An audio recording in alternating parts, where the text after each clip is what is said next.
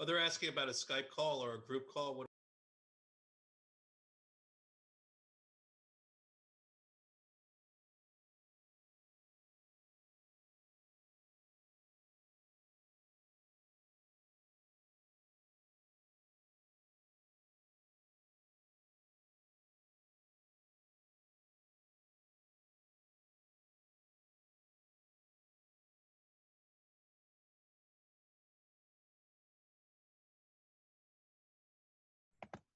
All right, we are very fortunate to have Chris Trencher with us to commentate on the Masters Round 1 match between Joe Russell and Steve Nelson in the California State Championship ABT Online. They should get started fairly shortly, and I will go ahead and let Chris take it from here. All right. Thank you, Kerry. Thanks for having me. And thank you to all of you backgammon fans out there who are joining us. So we have Steve Nelson, who is a very strong player, lives now somewhere in Asia. I forgot whether it's Japan or Singapore, tends to travel to some of the international tournaments and is a regular in the online. And Joe Russell, of course, a legend, two-time Monte Carlo finalist, one-time winner, backgammon Hall of Fame, been the chairman of the board of the USPGF for many years. And so this should be a great match. And as you can see, Steve is open with a 4-2. So I'm just going to tell them to get moving here. And then we're going to be off and running.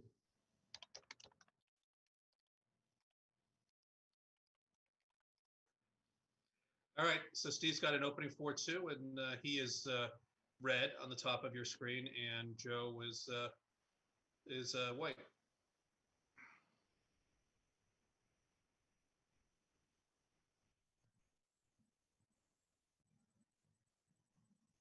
And Joe responds with the double fours, makes a standard play here. Steve's 5-point brings 2 down to his 9-point.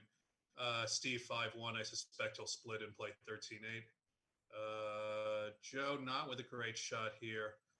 He's going to make his 3-point, but now he can. Steve's got a variety of numbers to either anchor or hit that blot. 3-6, he'll, I think, run one of the back checkers, probably play 23-14.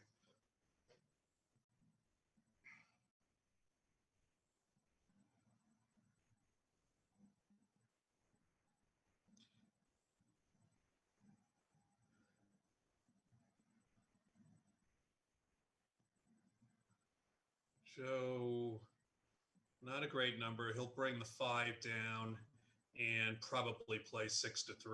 Playing 9-6 would be just too stiff, given that he's trying to restrain Steve's back checker, and he's got the anchor anyway. Steve, good shot, will make his 10-point. Another awkward number for Joe, 3-2. He's still leading the race. Could bring 2 down, but that leaves a lot of numbers, 9s, 10s, and 11s. I guess he's going to play the fewest shots. He could leave no shots playing 9-6, 8-6, but I guess that's just too heavy to stomach. Steve hits. His safest play is to slide the 3 from the 8-point to the bar, or he could make the 9-point and bring the checker up to the deuce. Generally, we prefer our checker back on the 24 to the 23, but this play is fine.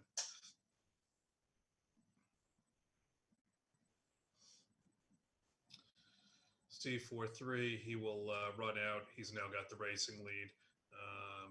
And so now the contours of the game are clear. Steve safety says he's not safety the checker, so he will, I think, play the 6 down and the 5, 13, 8. And he would have had a double if Joe missed, but Joe rolled the 5 here. So now we'll see what happens. Steve comes in 5, he'll hit the 2. And Joe with a nice shot comes in 3 and will hit the 1. I think he will hit on the 14-point.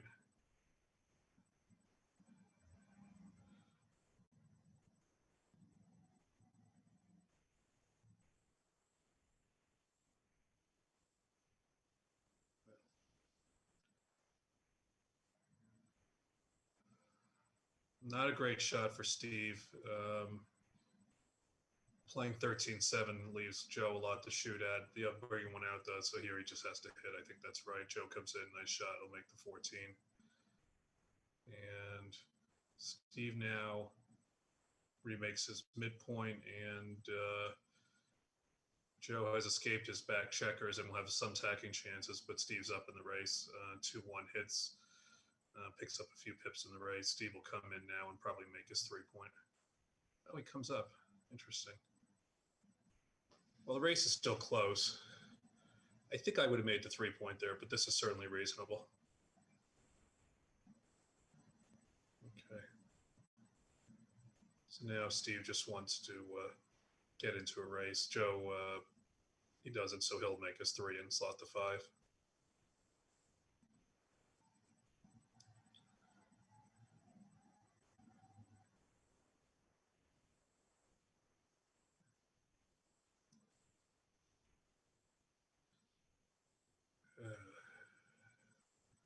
Joe's got to play behind. Now Steve will, now given the weakness in Joe's position and Joe taking a lead in the race, Steve's best play will probably be to stay back.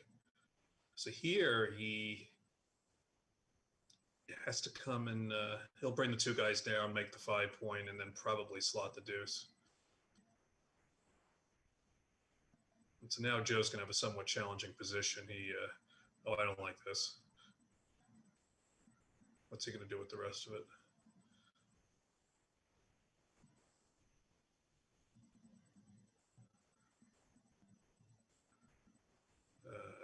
Joe can't risk the hit here. He's just going to make the 2 inside points.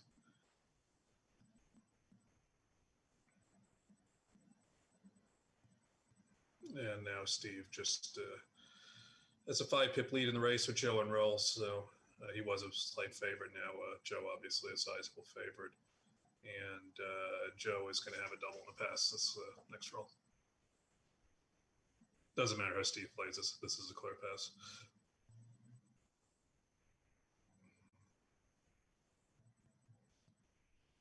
All right, 1-0 Joe. Standard 5-2 open.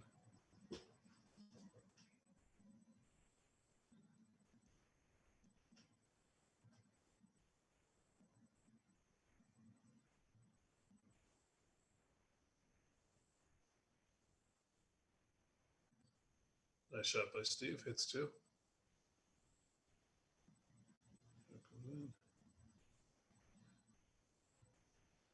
Steve will, I guess, make the outside point. He would have liked to have rolled something that improved his forward structure, but this is the best he could do.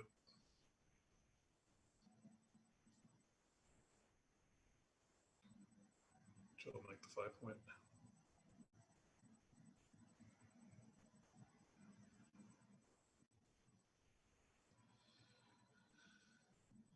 What does he do here? He could leave the fewest shots would be to play 16-15, 16-13, which he does. It just risks that if Joe hits this, he's got a completely stacked position that's unimproved from the starting position. Though any other play would have left quite a few shots. But he comes back strong with the 4-6, so it worked out for him. So the question now, does Joe want to commit to the 3-point by playing 24-22? He decides not to. Again, Steve's got an awkward number. He's going to probably just play 15-11, I think.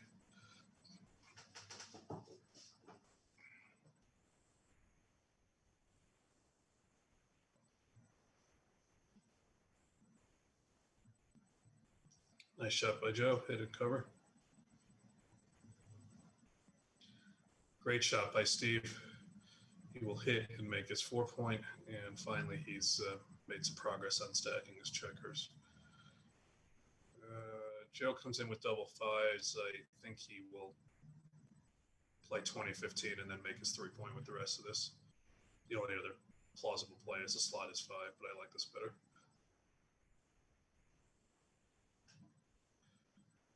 Steve should bring 2 down here. 13-8, 13-11.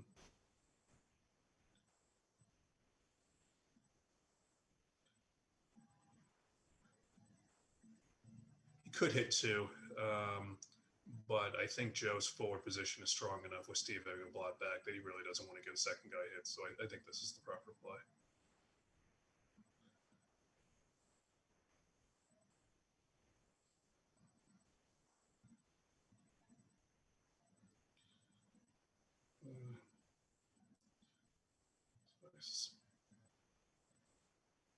Steve now has to leave a shot. He'll hit 6 pine and I think bring the 2 down. Now Joe's got the back game, so I suspect he'll slot the bar with the 6 because if Steve rolls another awkward number that doesn't escape or roll a 3, then he may have some very difficult numbers next time if Joe makes the bar, but Steve does manage to roll a 5 and get out. Joe, I think, will play 22-18 here because he's thinking about winning this game going forward. And now he's got a chance to hit another one.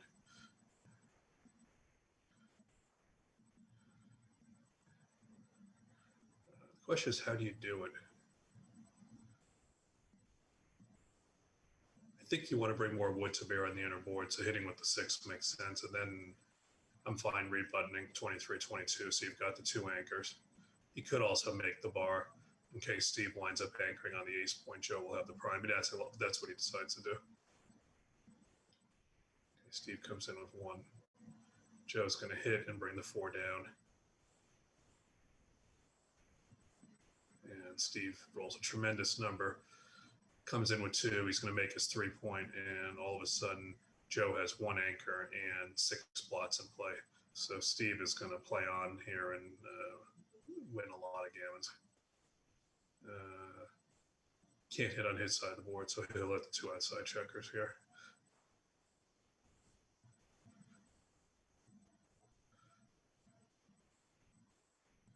I guess he could play 11-9 with a deuce to diversify himself a little bit over there, but I think he'll just hit both checkers.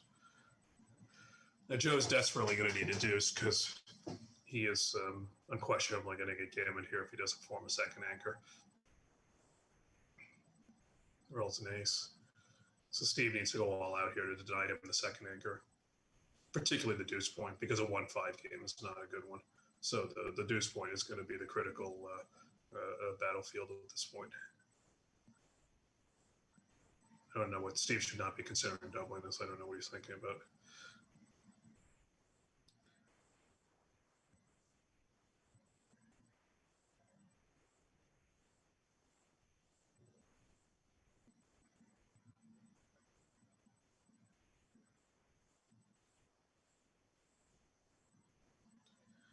I'm assuming Steve's having some internet issue here because I can't imagine he's considering doubling this. This is way, way too good.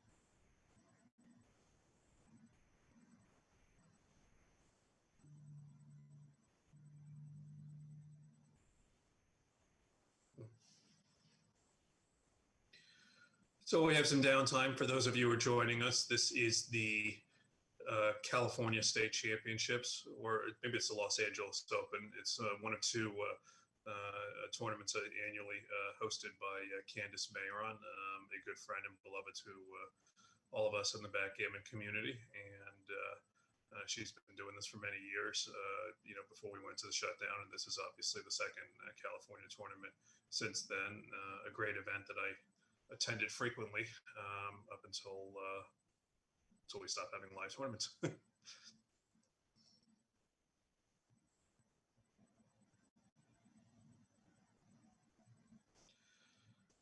right, and Steve lost internet connection here, so stay with us. They will get back in place, and I will rejoin them.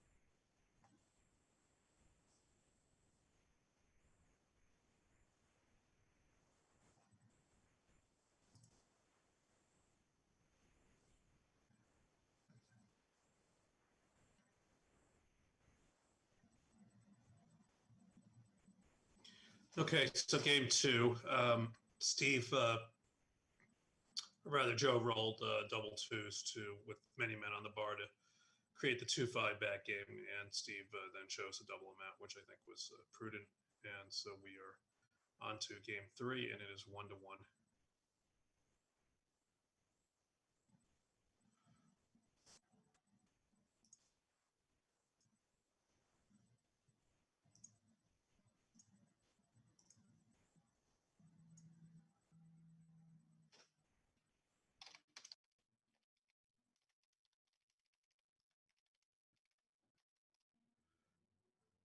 Okay.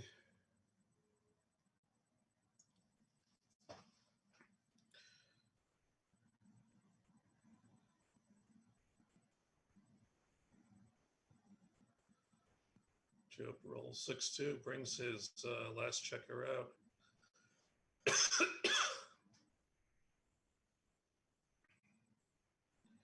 Steve misses with a 6-3. Joe rolls a 5-4. He will play the 5, 16-11. And then the question is, does he hit 11-7, which he would like, exposing that checker, or bury? And I am inclined to hit, but this is not clear. The other reason to hit is he will only have a 9-pip lead, so it's not like the race is insurmountable here. Well, you could bring the 5 down and duplicate the force, but I don't see any real purpose in that. That 5 is a cover for the bar, so I'm just playing 16-11 with the 5.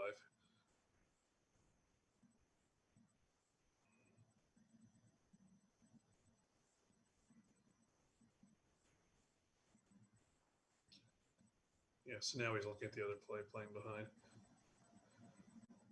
Problem with this is Steve can make it with a 4. If he runs, Joe doesn't have a big racing lead. 6-2 is also not bad. With 6-2, he'll make that outside point. So, again, I'm hitting, but I think I'm bringing the 5 down, 16-11. I don't see what leaving a second blot does. I mean, I see the duplication. I just don't know if it accomplishes anything other than making double 4s an even bigger super joker.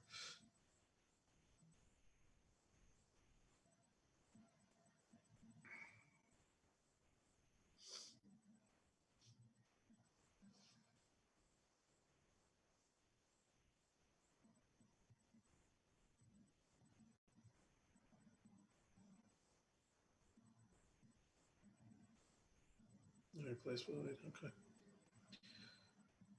So Steve now will, I think, just play 18-7.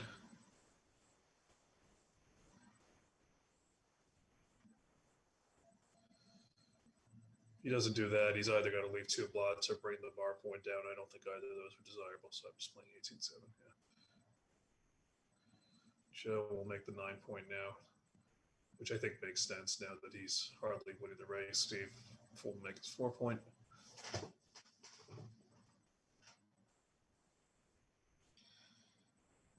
Joe, nice shot, double 4s, bring 2 down, make his own 4 point. He's now got a big enough lead that it's a standard structure where he's defending a 3-point game with a racing lead, and he needs to have his 4 point made. Steve 5 and slot the deuce, slide the ace. And Joe now does not yet have a double because his racing lead isn't big enough. He should play 13-6 here, I think. Though he may not want to because he does have some awkward 6s, so he could wait a roll and just play 9-2. But by playing 13-6, you give yourself the opportunity to bring down the midpoint with 4-2 and 4-3.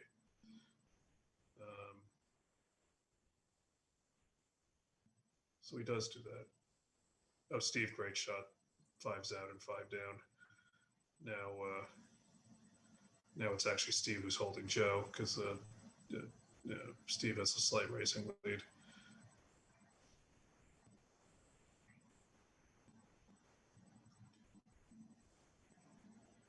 Steve elects to keep an extra 5 or 6 outside.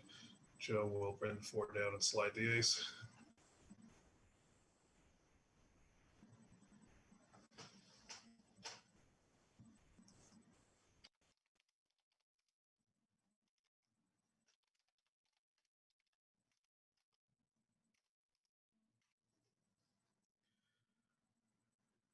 Okay. Steve preserving his 6s.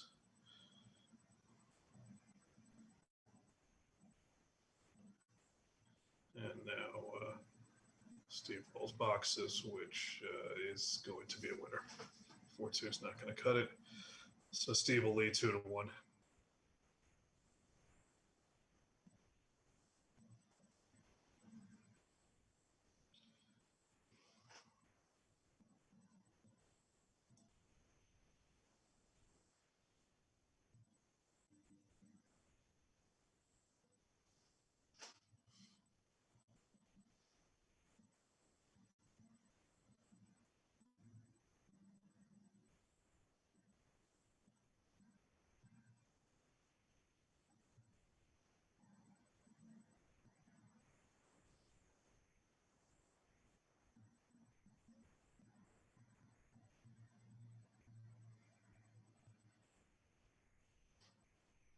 Oh, it looks like Steve's having a connection issue again.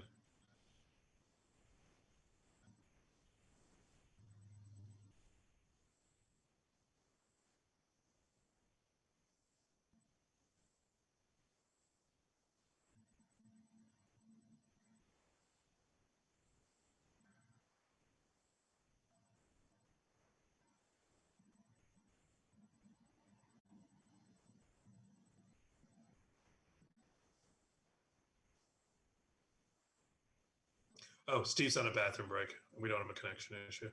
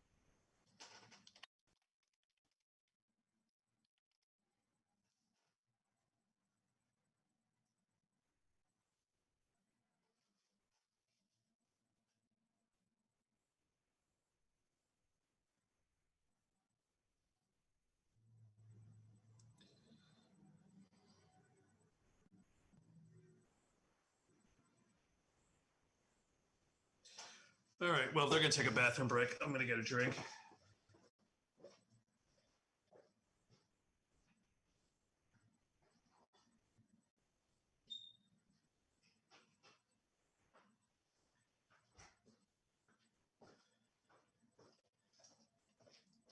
All right.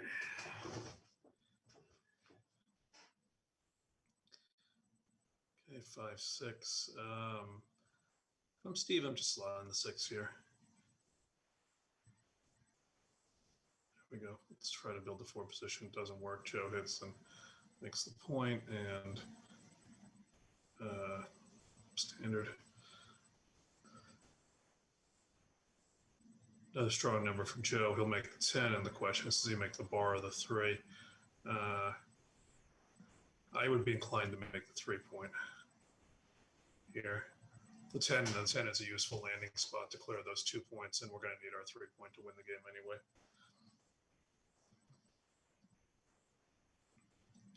But I am not sure.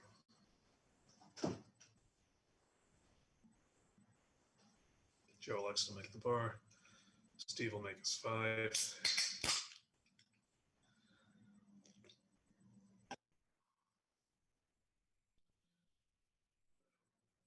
Joe brings it in with 6-3. Steve continues building this board. Joe rolls 5-3. He'll make the ace point here. He's going to hope that Steve fans or comes in on the 5. I would double this now for Joe. He's got some opportunities for a running gammon, and there's a risk that if Steve enters awkwardly, Joe will have cleared his 15 points. And if I am Steve, I am passing this cube. Yep.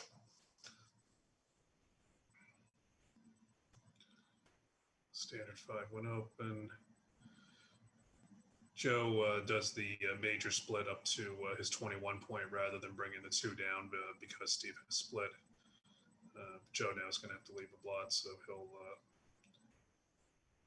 make the 4 and then hit with the deuce. I'm more of a purist. I bring the 6 down here. I know it's a few less shots, but I hate stripping the 8 point. You also don't gain much when you're missed when you hit on the deuce there. But his play is reasonable. Now Steve comes in poorly with the 6, and Joe's got an opportunity to take the lead here, which he does. He'll make the bar and then play 22-16, and Joe's going to have a double next roll if Steve does not hit the blot. He could try this. The problem is if Steve enters with a double or a 5, Joe doesn't have much. That would be 14 numbers, and blitzing when you 3-man on your opponent's board is an ideal. So I'm playing 22-10 here. Again, we disagree. All right.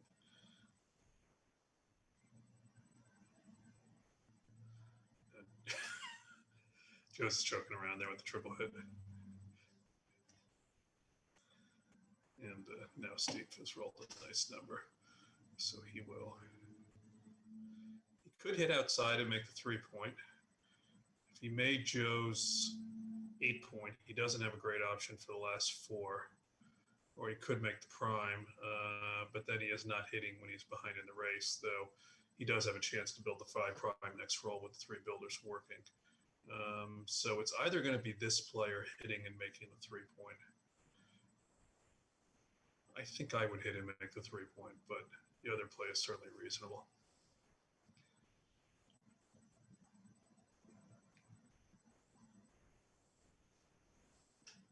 If Joe does wind up making an anchor, he really doesn't have the structure to play some sort of 1-4 or 2-4 game, having made his ace and 3 points and having a post-split structure, even though he didn't actually roll a double fives. It looks like a post-double 5 structure. So I think Steve's in good shape. He'll be in good shape whichever play he makes, but I'm hitting on the 17 and then making a 3-point.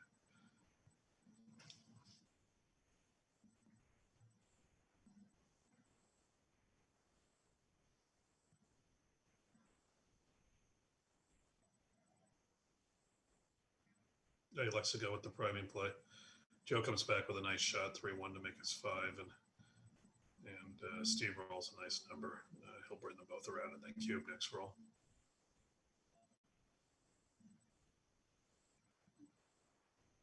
All right. And whether or not he brings the pass, check her out. Joseph's got a pass here. Steve can make the 5-point directly. If he rolls a number with a 2 in it, he can slide the builder from the 9 to the 7, and Joe just doesn't have any play.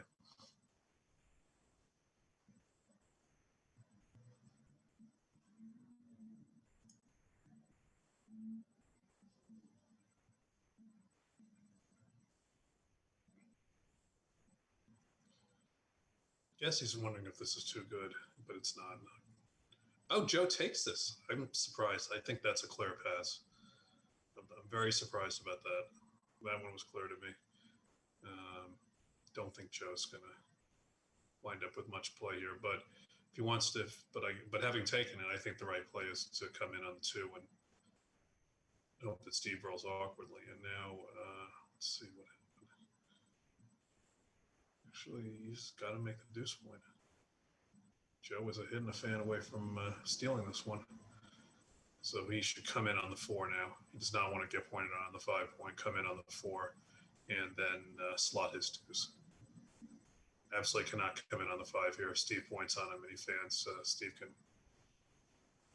bring this home. And what Joe does not want is to let Steve make the 5-point with force 3s and 1s. Force 3s and 1s because he's got to. Sorry, force 3s and 1s because he's got to deal with the blot instead. Okay, same thing. Do not leave a blot. Just make your 4-point. Wait for a 3 or a 6 next roll.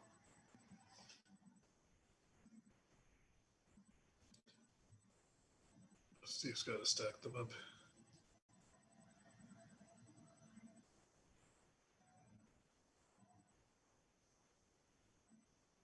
I still would not come out.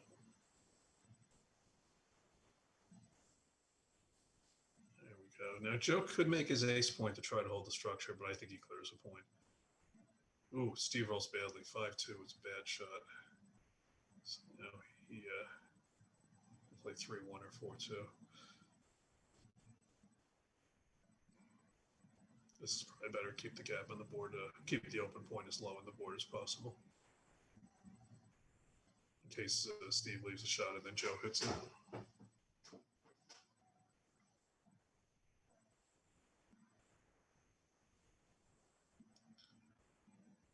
Nice clearing shot by Steve, and he has one more task, and he's got it, and Joe's got to just scramble home to save the game, and Joe has 16. Joe has about 35 pips to get home, and he'll do it easily now.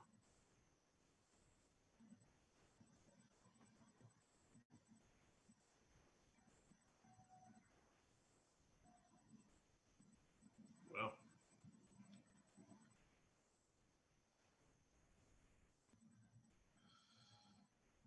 right, and it is 4-2 Steve.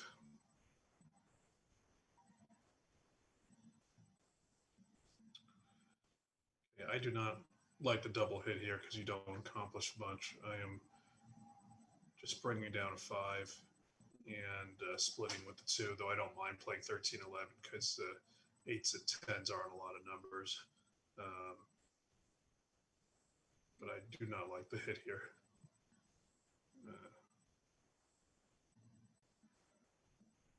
I like bringing the 2 down for Joe. No reason to worry on the other side of the board with Steve having a totally stripped position. Nice shot by Joe. And he's got a very strong position now. He will double and Steve will have to pass.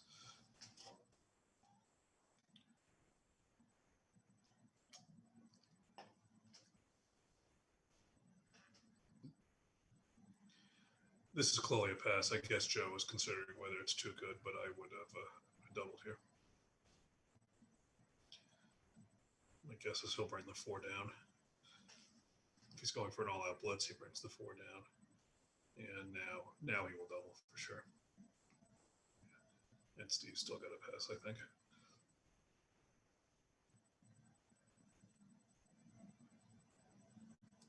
Now Steve took it, and Joe rolled double 6s. Wow. Now Steve rolls a nice shot, double 5s. He can actually put 3 on the roof. What a turnabout.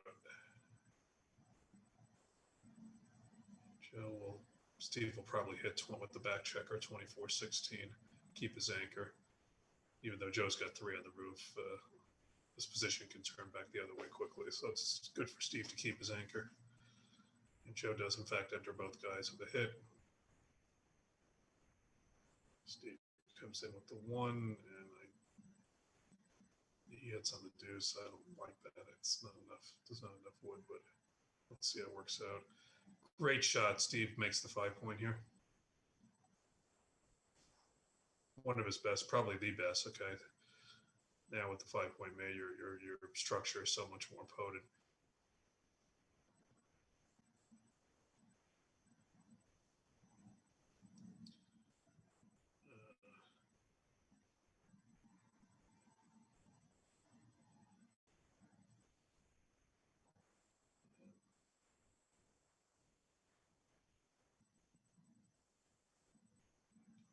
I think again he's got to make the 5-point back. It's a long game.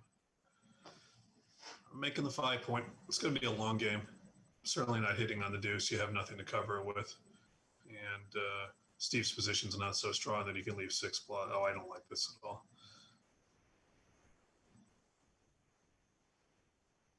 Joe rolls 4-6. Now Steve's got to tie up these 6 blots, and Joe can take some chances because he has the 2 anchors. Great shot by Steve. He'll cover the deuce, make the bar, and then look for the last one. Now he's got a good chance to actually pin Joe into a back game. And even better, he holds the cube. So what does Joe do here? Does he consider going forward, or does he start the 3? I would not hit here. I don't think it has enough chance to work, and you really don't want to get 2 more guys back. He gives up on the back game. Interesting play. I probably would have played 6-3 rather than committing myself to giving up on the back game. We'll see how it works out for Joe. And I'm interested to look at this one after the match.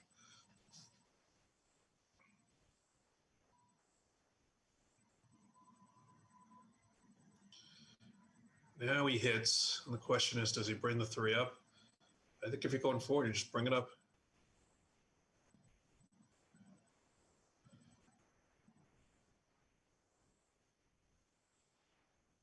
Interesting.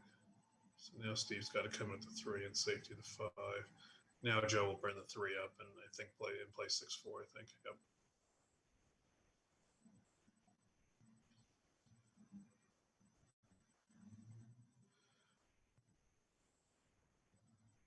So now Steve would really needs to get that straggler into the outfield to fight for control of the outfield. If he winds up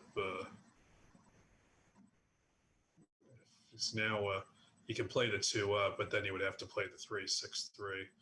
And there's a risk now that Joe will roll the 7, or he'll roll a number like that and flood the outfield.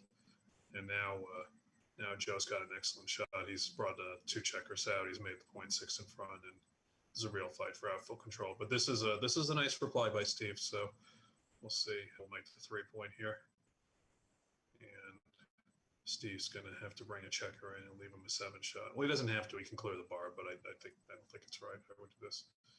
Joe rolls another double 5s. So I think he will bring 3 out, and then safety the last one. There's no reason to leave the 8 shot.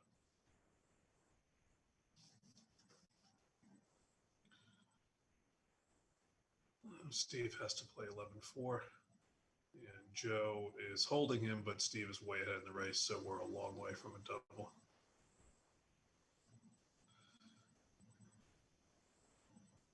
I don't want to leave 6-2 or 5-3. So maybe he leaves the ace and brings the 2 in. That's only 6-4 leaves a shot. And so does double 5s too. If he hits him there, it's a shot. I mean, it's a shot if he hits him anywhere, but double 5s is close to a winner anyway.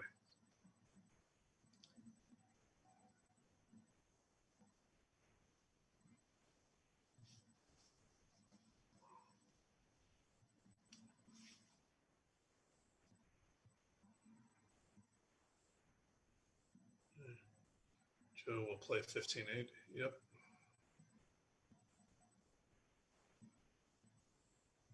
Now Steve can't come out with the 5. It's too much, so he's just got to make his ace point.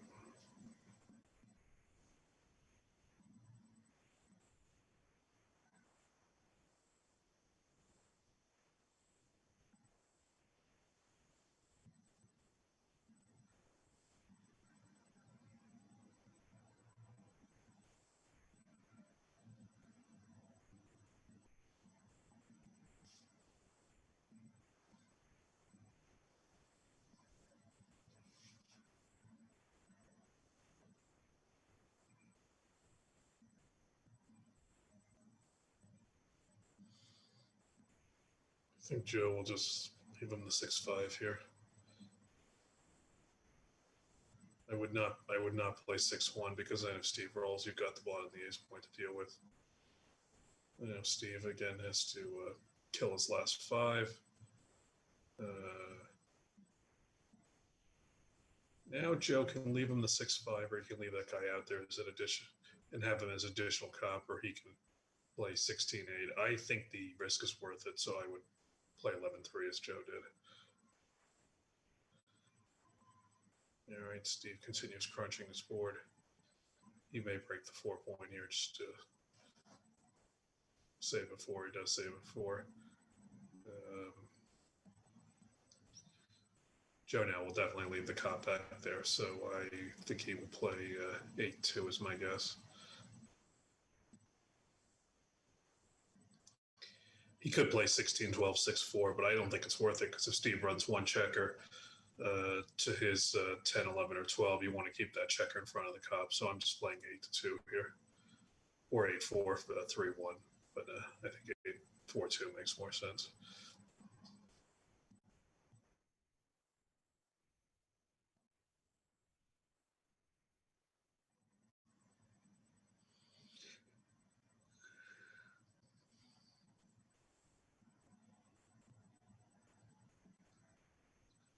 So he does elect to play 8-4-3-1. I guess what he's thinking is that if he had the blot of the deuce point, the pick and pass number is a 3, and 3 is hit. So he gives himself the 4 is the pick and pass number. Now he has to leave his shots, and Steve does not have a blot in his board. So I think he'll just play 16-7. But this is really a bad number for Joe. Oh, and Steve hits it. 3.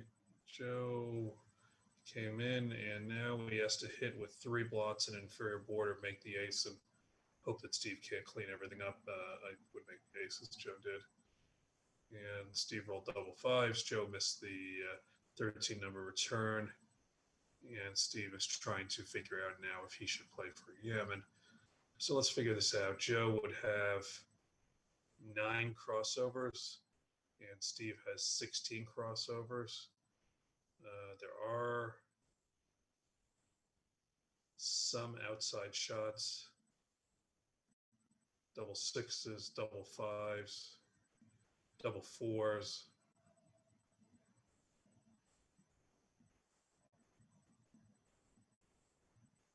There's 3 numbers to leave a shot, boxes, fives, and fours.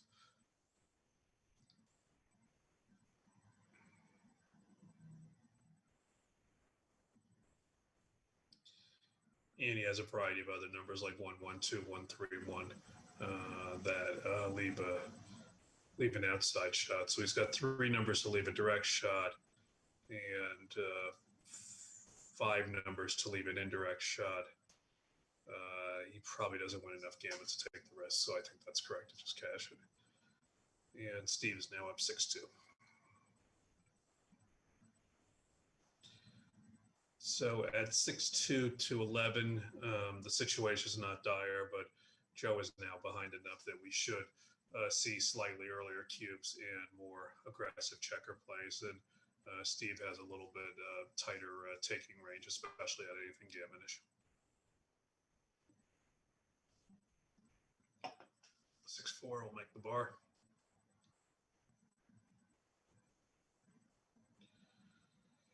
Play the 2, and then I would play the 3 down.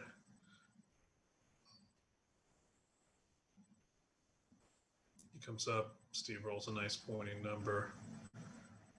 Joe fans. Steve rolls 6-3. Brings the 6 out and the 3 down. He could have also played the 3 up and the 6 down, but this is okay. Now Joe's got to come in with the 3 and pull the 5 down.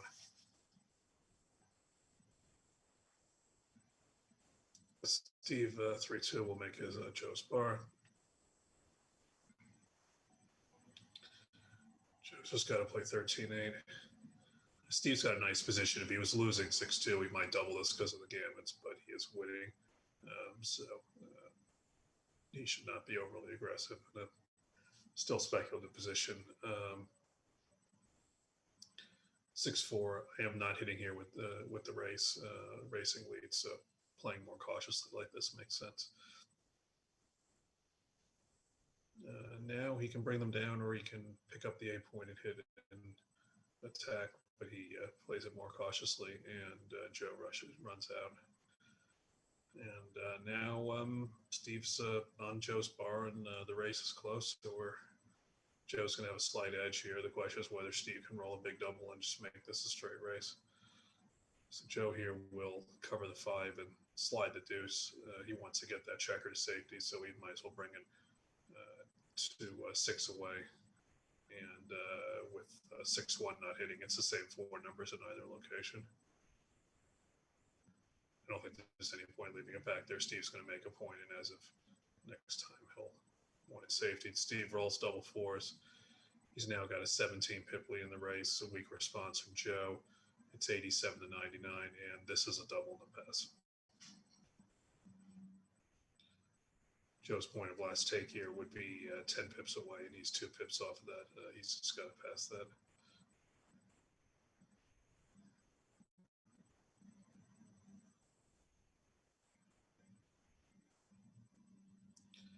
All right, 7-2. Joe opens, makes the 3-point.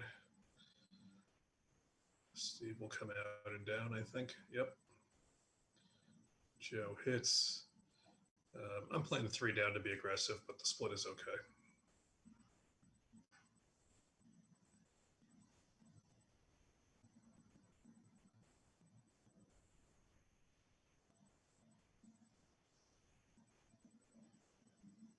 Joe thinking about this 3 for a while. He does bring it down.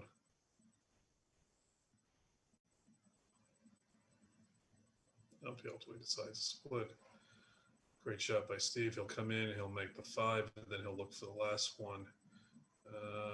And he splits. I don't know about that here because he is splitting into a blitzing formation at a score in which he's inclined to be risk averse, but it works out. He comes in with 2 and hits. And Joe comes back. Another great shot for Steve. He'll make the 4-point, and then he will probably bring 2 down to his 9 point so that those builders are working on his 3 and his bar.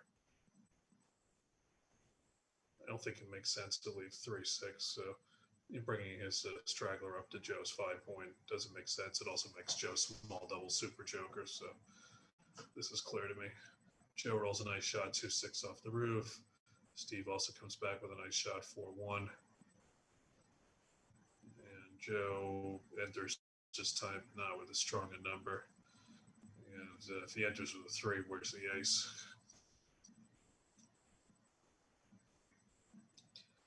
I guess Joe's just got to come in on the 22 and split, but he's exposing himself to a pretty severe attack. And if he slots 6-5, then Steve can hit with 1s and 4s, which don't work on the other side. So this is just really an awful situation for Joe.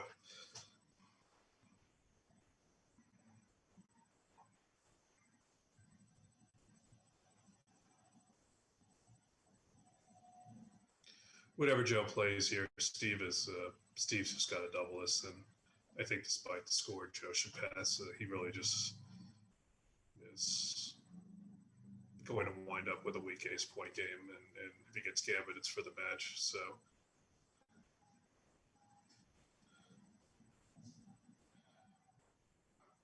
I'm assuming Joe's going to pass this cube, so I guess he's worried that if he does that, Steve will play on.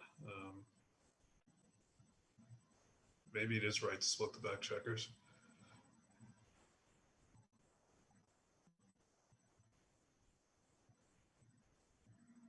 Problem is Steve's going to point on him with 3s and 5s and 6s. He can make the deuces 6-4 and 6-1, 6-2, 5-1, 5-2, hit 2. So he does play 8-7 to not give up his anchor in the back. Steve should just double this, and Joe needs to pass. He hits with 4s. He makes it with 3s, 5s, and 6s. Some bad numbers of 1s and 2s make the bar.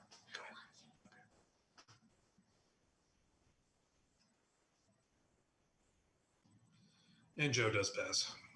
It is now 8-2. Steve's 3 away. 3 away with a big lead. You're going to double extremely late.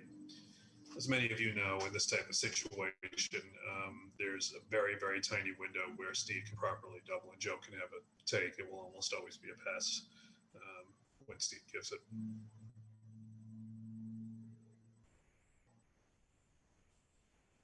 Joe doubles early here. He rolls a nut what he wanted, which is a double hitting number with a 5. Steve again comes back. Joe's going to come in 4, hit with a 2. Finally, Steve misses on the 5. It comes out the 3 and the hits with the ace. Nice shot by Joe. He'll make his 5 point here.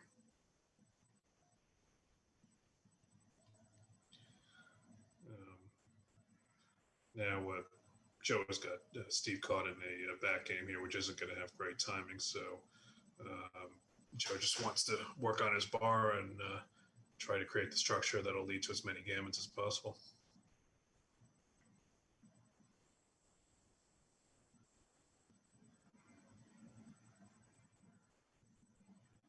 All right. Well, now Steve has to be put in a back game, more guys back, so Joe will accommodate him. And Joe lines up his builders to make the bar. Steve now will, I think, come out with the 4, and Joe gets the number he's looking for, 401, and now this is a great setup for Joe. He's building his prime. Now I think Steve's in big trouble. He does not have enough time. He's got about 30 playable pips, and Joe's got more than that to even to bring his checkers into his outer board.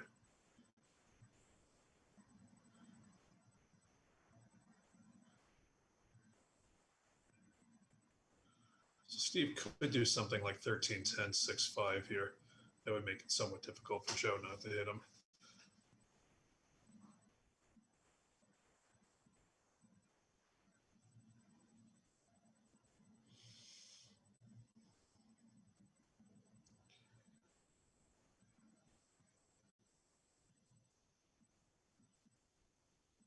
Ooh, good choice by Steve not to hit. Joe's got to move the double sixes.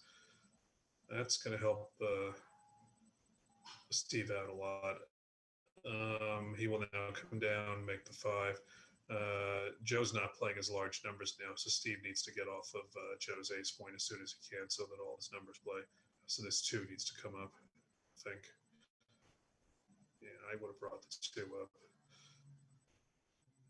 Now Joe's helping his timing because it's two sixes he hasn't played. Yeah, now he does it. So just bring the five in. Okay, Joe's gonna play 9-7-2, 7-5, and 8-6, I think. The timing's gonna be close. Steve's gonna be okay if he can roll six, but he is still one medium double away from cracking his position.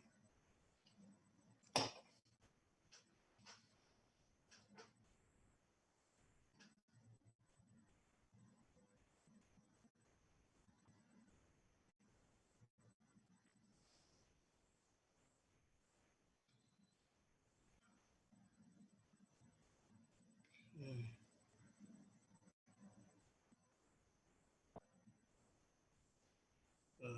I don't think he needs to bring the checker up to the deuce point.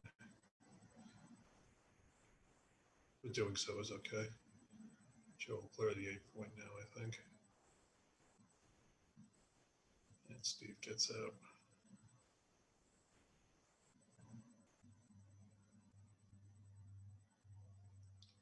I think Steve will play 7-5 and 4-1. Could stack two checkers on the two more checkers on the 4 point by playing 7-4, 6-4. All right, Steve, I should slot the 3 point. Yep. And Joe leaves a shot.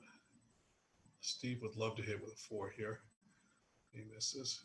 Comes out, brings the guys closer.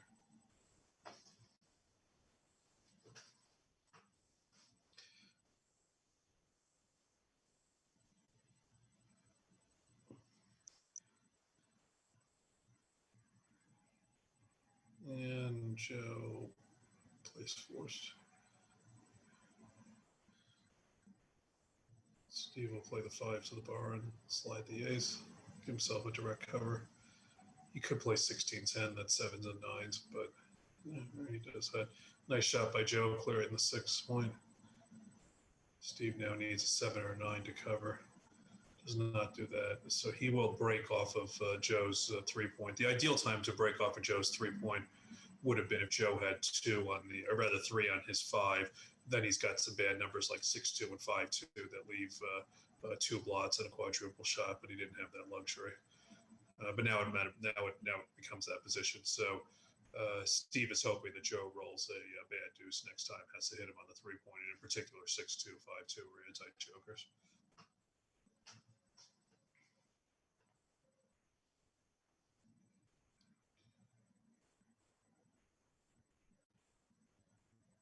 You should not consider moving that blot off the 3.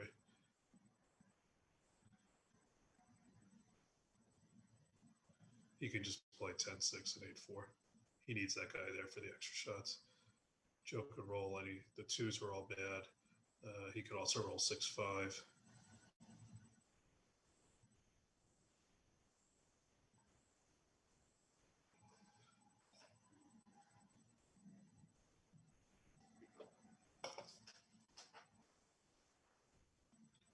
No, no.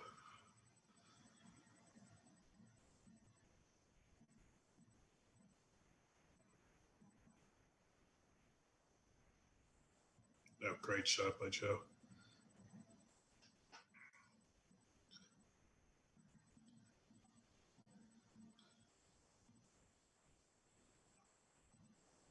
Oh.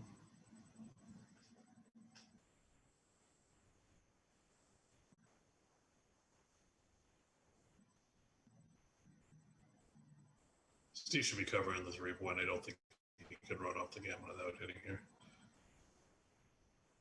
Okay, now Joe rolls the bad deuce. Steve continues the strong arm. He hits him, and he should now play 22-20. I'm keeping the two guys out there just in case Joe rolls 1-6. Remember, Joe can come in with a 1-1, 1-2, or 1-3 here, which will leave another blot. No, he doesn't need to do that. But he covers.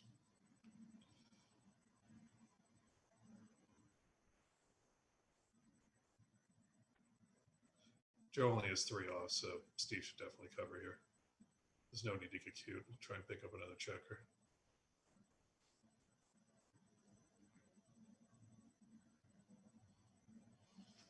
Joe's going to have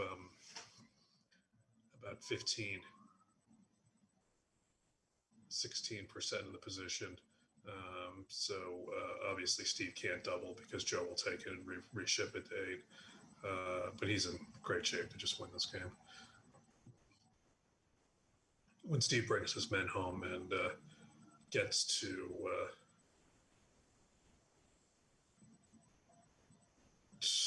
two guys off and on shake, then he can give it back. No, not even then, because Joe is looking, if he passes, he's looking at 1 away.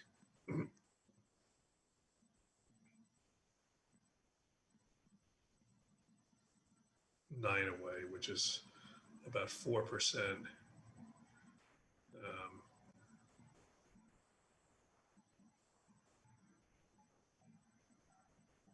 So it's a little stronger. Still not a recube.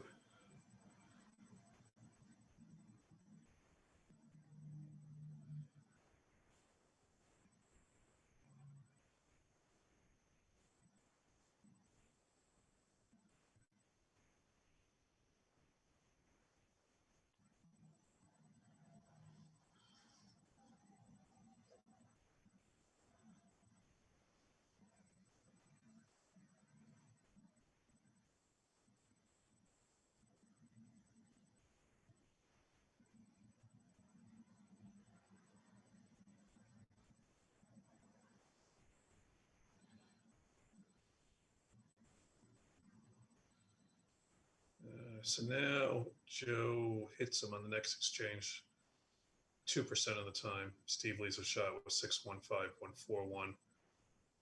6 numbers, which is 16%. And Joe will hit him a third of the time. That's 5%. And Joe has only 5% from 1 away, 9 away. So I do not think Steve should double this.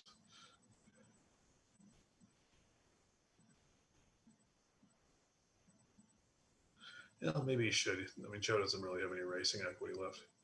Actually, come to think of it, I think it probably is a double because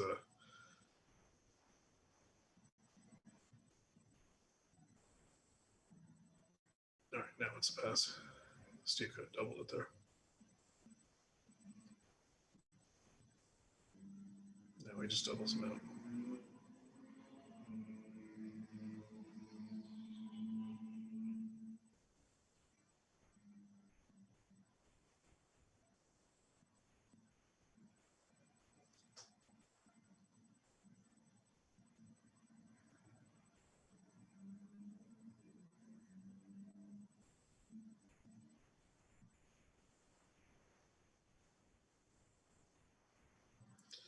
And it is 10-2.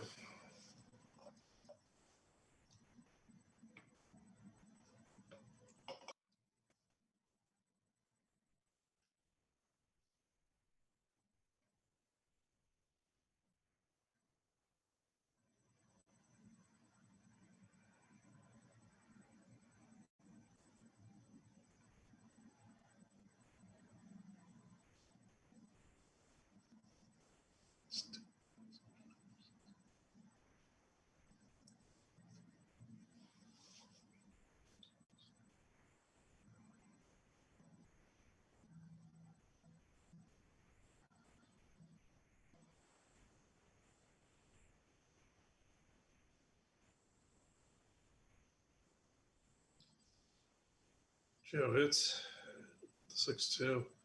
Steve rolls another great number, 3-5. Joe rolls a nice shot, double 5s. What's he doing with the last one? blocking him in case he rolls a deuce.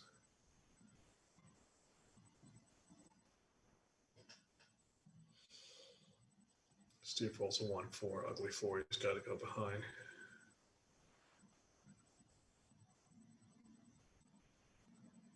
Joe, I think, is going to bring the 2 down and make the 5-point.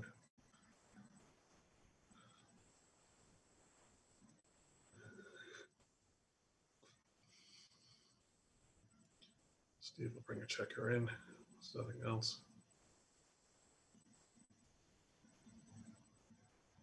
Joe rolls 4-2. He's going to stick a checker in the escape route, so Steve has to hit him. If he does, Joe will have a shot at that pot. Plus he rolls the ace, which is desired. He'll make the bar and come out with the 4. And Steve rolls another huge shot.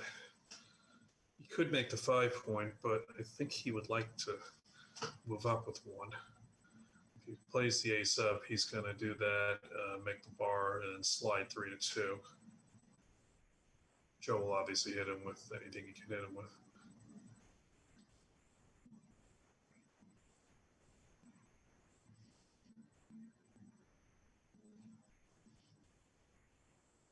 Yep. Joe hit 4 and slide 3. Steve rolls another fantastic shot, hits a deuce off the roof, makes his 3-point. And oh my God, Joe fans and Steve rolls 3-2. And he brings the 6 out. You couldn't ask for anything better than what Steve's rolled in the last few games. And you should not leave any jokers here. I would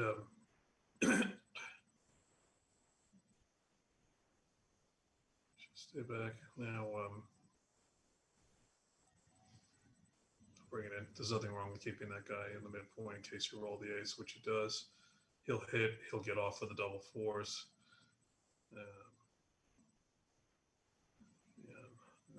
This has been a rough match for Joe.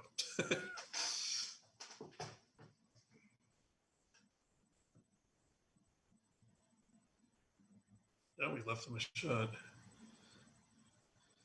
And that should do it. And Joe comes in, and that is the match. This was a brutal match for Joe. Congratulations to Steve. Nicely played. And that's it, everybody. Have a great weekend. Thanks for joining us, and we will see you soon. Chris, thank you so much for your great commentary. I think everybody really enjoyed it, and we will be back at 6:45 p.m. Pacific time for round 2 of the Masters. All right. All right, yeah, that's fine. Carrie, hit me. I may be available tomorrow, so hit me again if you need somebody. Sure. Sounds good, Chris. Thanks so much. Thanks again. Good night. Good night. Bye.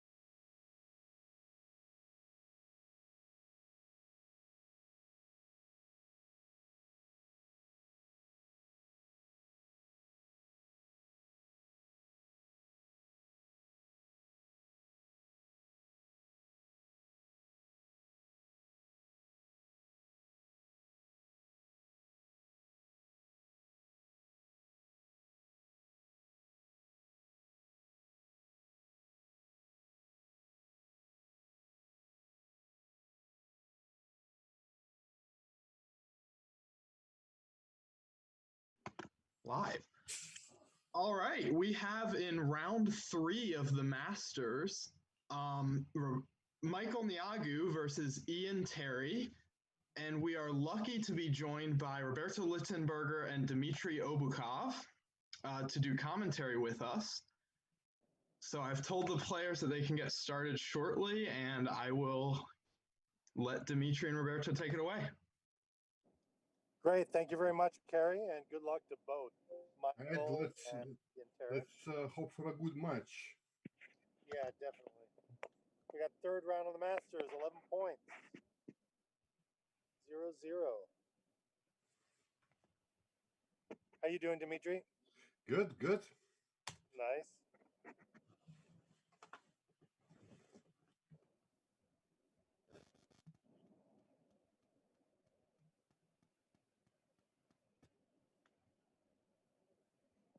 So he's thinking a lot about this 5-4.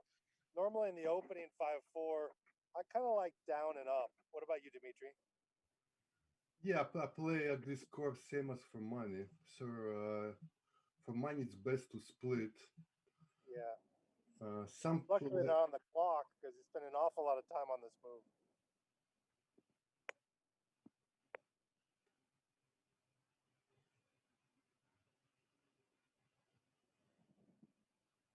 Oh, it looks like Ian left for a minute, but they're getting started. All right. Okay. Okay. He should make his 5 point, his own 5 point. Good move there. And Ooh, and he'll make his 5 point. okay. 5 point, 5 point dance. Nothing happening yet. Okay, and I would play 2 down maybe. I would definitely hit here. No, not this way. No. Out and hit. I would play out and hit.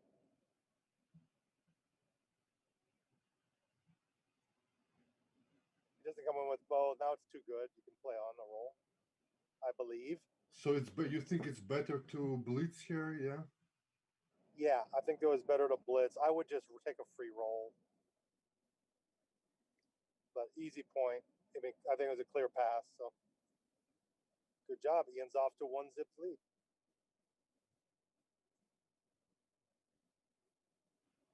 Haha. 6-5, 5-1.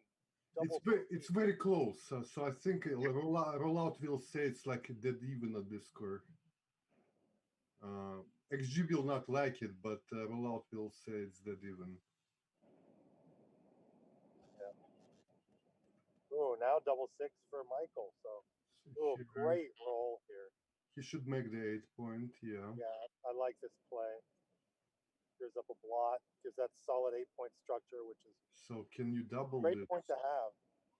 8 points really undervalued sometimes. You see people want to give it up, not remake it, and it's, I don't know. I would It's like a sibling. You love having them. I would wait a little here. I guess I need to. Yeah, I think this is too easy of a take right now. Because after this roll, which is decent in a dance, I think he still has a take. Oh, look at this. So this is Michael's going to try to make his board as fast as possible. Very nice to be able to get a shot. And this is where Ian does the tiptoe home when he tries to tiptoe.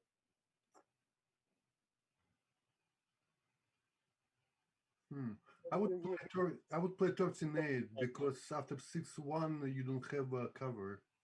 I agree. And if he hits after 13-8, he's breaking that anchor, and you have lots of powerful returns. Lots of, you'll have double hit numbers with 4-5, 4-6. Of course, 1-6 and 2-6 are duped, but Of course, you can play 39, 6-5, duplicating 2-2s, but I don't think it's worth it. Yeah.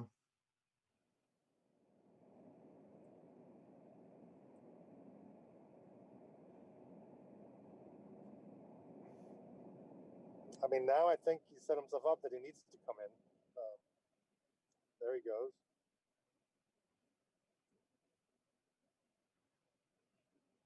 I wasn't sure about 3-2. I didn't like 3-2. Maybe 2 down. It's I better. think he's playing quite fast, figuring there's no clock here. This is a pretty good pace for Ian here.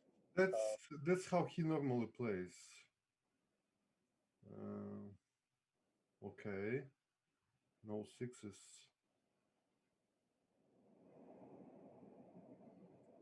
Yeah, you don't want to leave yet. I do not break 2 points, so that was my play. Same play Ian did.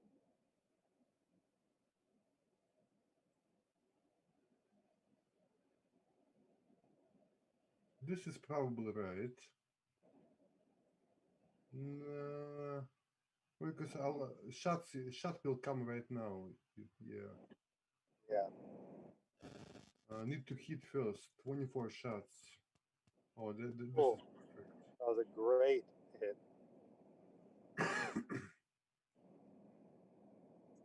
And double pass. Yep.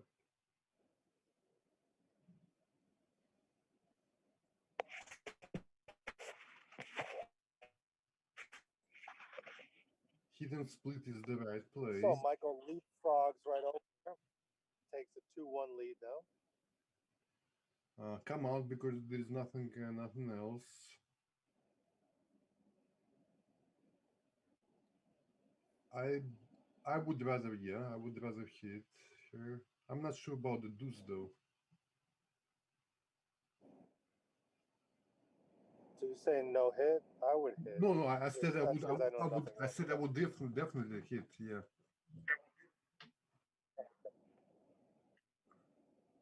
I love that 9 point. You've got that 9 point. When in doubt, make the 9 point. 9 point is a new 5 point.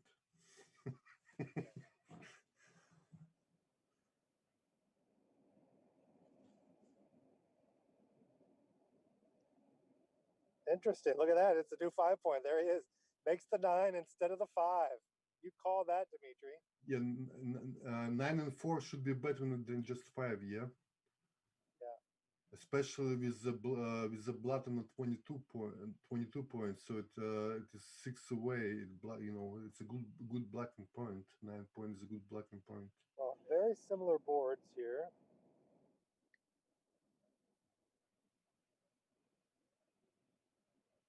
Oh, great roll there for Michael. The hit and cover. Great re-anchoring roll here for Ian. Interesting. Now, where's your 3? I think I like blocking the 6s there. Although this is pretty solid too. Interesting one. What do you think, Dimitri? My gut feeling tells me make the bar point. Okay. This was my initial feeling, but he's ahead in the race, so he will break first, I think. Yeah, looking to break that back anchor now. Unable to. Not a good roll here, 5-2. Can't run the black checkers. You can get creative, play something like 11 to 11 and to the 3 point.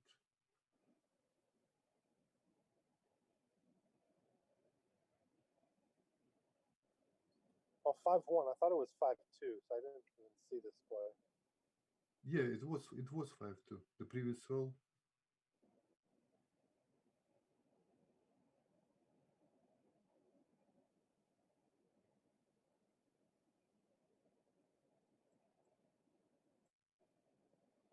This looks good. This looks good. Yeah, I agree.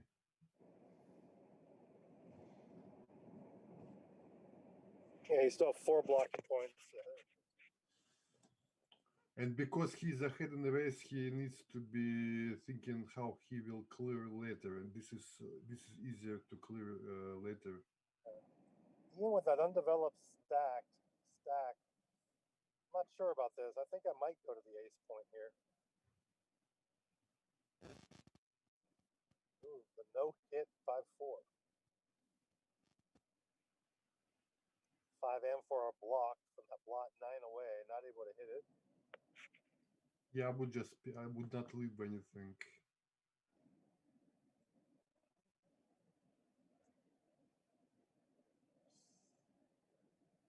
Oh, that was kind of a free opportunity there.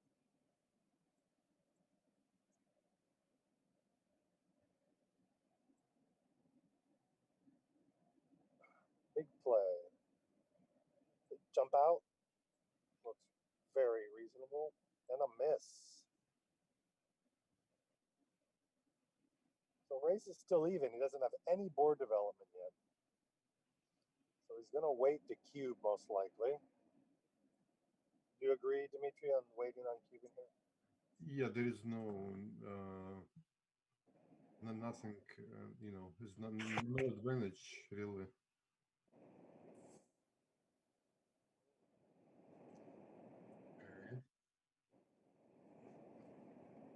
I don't know. I think I like making that 10. Yeah, and another miss.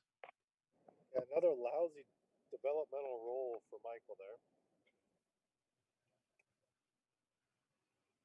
Michael had all this time on his side, and his board's still not that great.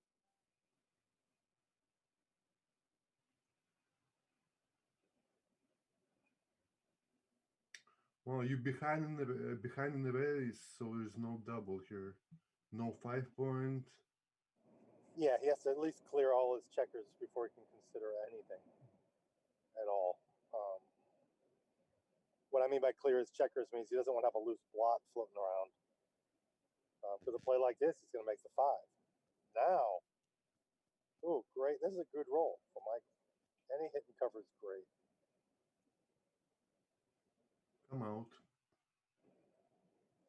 And that other 4 1s turn into like a nemesis roll here for Michael this game. He's missed 3 times with a double shot with a 4-1. I wonder if he can stay back and just clear that blood. Oh. Something like this? Something like this. Maybe just go to the 4 point instead.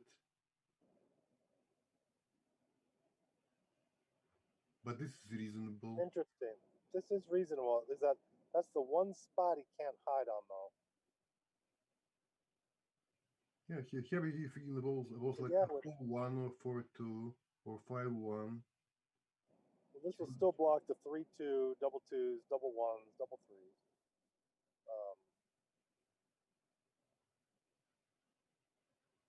Yeah, the other ones to get around, he can hide. He can hide out there on the 11, 12, 13, and on the 14 point. So. Right. I think I like the other play better. Yeah. And it looks like Michael's going to agree. This is more contact, and he's playing for contact right now. Although he's ahead in the race, he's really playing for contact so he doesn't bust his board. Michael's ahead, but he has 1 dead checker already.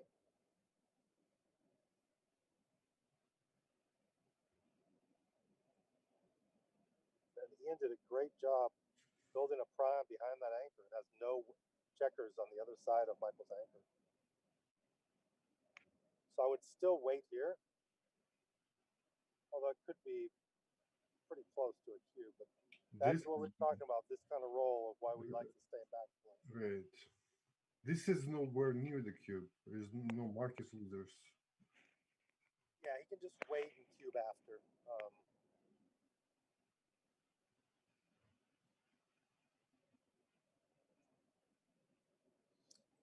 I normally wait until the other guy, kind of busts his board, is on the other side of busting, or when he kind of runs out and you have good attack numbers. So Right. this could easily be a run right now for Michael. Yeah, he should. It's not going to be easier to run later. No, it's still a 2-point board with a blot. Time to go is now, and Ian has to do showtime. He has to perform. And if he just points, Michael will have a blot to hit back on. So yeah, this is not a double. Yeah, not yet. He's down 20 pips. He can make his point. Ian will miss, but come in and it will trouble. I mean, clearly, Michael will have a pass if Ian points on him and he dances. But right now it's just very clean. Oh, look at this. Excellent roll. Oh, he's not going to leave that shot. I guess he'll go 8-6 with the last one. Well, he was looking for a way to make a 6 prime, but there isn't one. I guess 10-8 gives you the most possibilities to make the 6 prime, but Yeah, this is about fine. the same. But this looks great to me.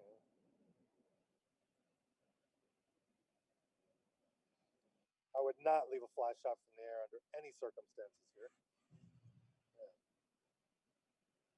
But this is why it's a take sometimes. So here it is. Michael's still ahead by a lot. So if he can jump out, he's still got game. I would guess Michael will not dupe the 6s to jump out and cover. Yeah. Michael's still looking for that 6 to jump out. There's his good 5-2. Makes his perfecto board.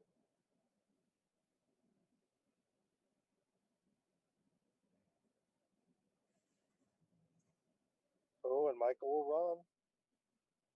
He's still got game. Oh, beautiful. You can run, but you cannot hide, eh? Yeah. Gonna try again, but nope. Just when I think I'm out, they pull you back in. So do you risk 6-1 here? Yeah. Maybe you don't. You don't need to risk at this point anything. Well, if you're gonna roll double 2s after, it's definitely not.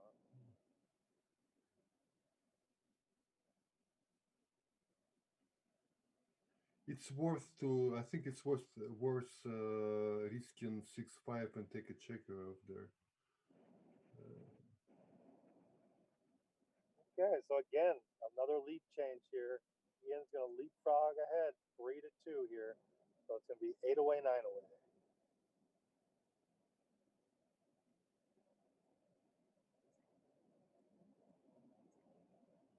Which should be around 56%, 44%, or 55 and a half, or 55 and 2/3, or something like that.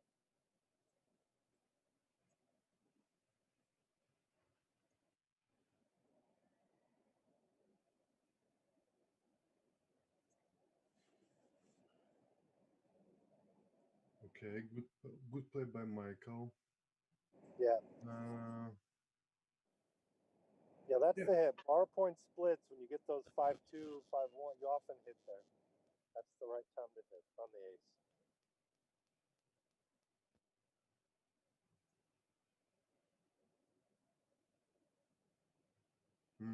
Do you hit here or make a point? I don't know. Since I'm bleeding, even though little, I think I might make the point. I like making a point because Michael already has 3 back. Yeah, exactly. And they're split in the way that he was going to make a point all over the place. He's going to make his favorite point. So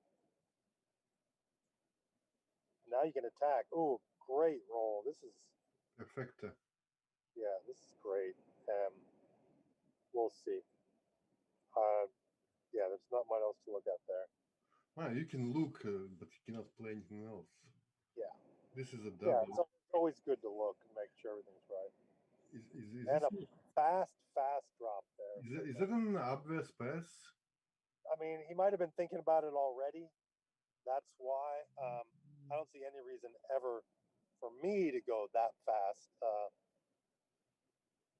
I kind of do that 12-second rule, like watch my clock count down while I'm thinking about it. I think it's possible to take. I'm not sure. He has he had 3 checkers back. That was the problem. But like if it's only 2 checkers back and I have a deuce anchor, I definitely take. So it wasn't obvious to me. Roll here. Just that timing blocks the beautiful 6-1 it would have been for Michael to make the 5. I think I'd slot the 5 here. You can also come out. It's probably okay. I'm not sure. See, he gave him a good force. He didn't have any good force before. So here I do the 8-point again, same thing. I like grabbing that 8-point when I can. Yeah, definitely. I don't like leaving that back guy on his own. You know, here's good. And I think you can cube this as well. You think you can cube this? I would have done it. I wouldn't cube this. Only because you're leading? And what if it was even? Would you cube even or no? Maybe not even then. Wow. So only if you're trailing 4-2, or not even then. That's too many questions, Roberta. Well, there has to be a point. If you say not even then, I'm gonna keep changing the score until you say yes. You know? I'm gonna keep pushing it up a notch each time. So what do you think here? Make the bar? Or hit? Can I hit?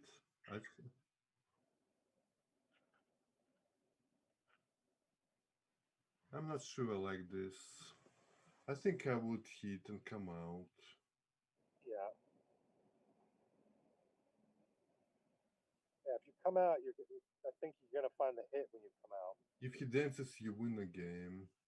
I guess he did not like it. He did not look at it completely. Yeah, this gives him 3s, 1s, and 4s, and this way, you know, some shots. Here's your battle, and your board's better. Battle it out.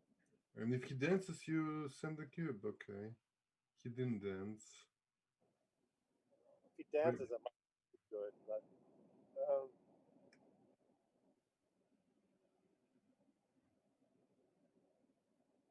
Now Ian's the one who has to perform now. Yeah, this is not an easy play here. I don't know about this. I don't know. But this looks very risky. But he's on the bar, so that might be okay. It is. So the 4, he can't hit. He can't come in with the 4. So it comes he in with needs the to make a point. This is definitely the play.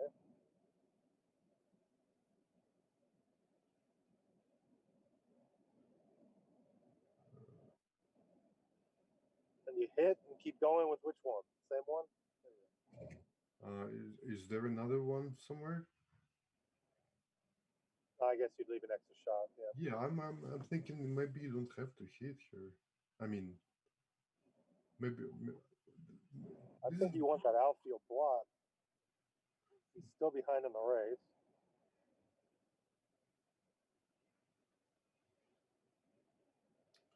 No, I'm thinking maybe like 20 and hidden 3. This is good, probably. Yeah, that's a solid play. It's not one that I would have necessarily found, which means it's probably right.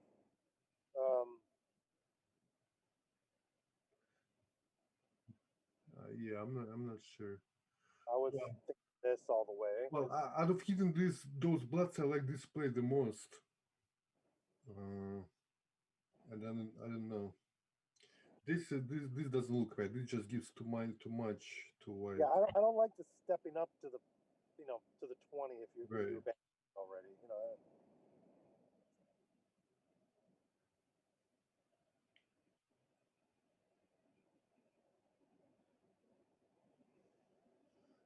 I guess I would leave that checker on the 8-point and go something like 24-20. Yeah, 24-20 dupes the 3 and the 1. Yeah. Yeah, going behind the anchor doesn't look right. It's going to be a problem. Yeah, problem later. Kind of game with lots of hits. I would just not play behind anchors. Not do those dillies is kind of. Sometimes that's actually to my fault. I'll miss the play because I just won't see doing that. I've kind of turned it off. This is also, I'm not sure. This doesn't look right. Now he has all his points are stripped. He should have maybe ran with the 2-5. Oh, wow. 5, great. Oh, 5-6, great return as well. And 3-1, scoot that dilly. Who says a dilly's good for nothing? It's good for making it more of a dilly. Time to go. He's 24 But this pips one, in a row. You know, so it's not gonna be better time to go. yeah. And he has a good solid lead here.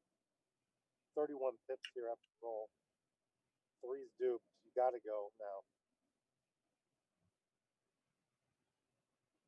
Because there's no real safe play either. You're not going to play 6-1, 6-2, 4-1.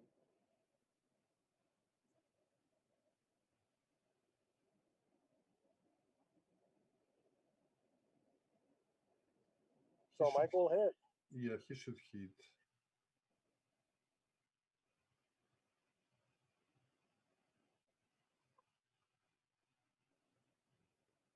No, he has the anchor. His board's not stronger, but he does the anchor, and there is a block. So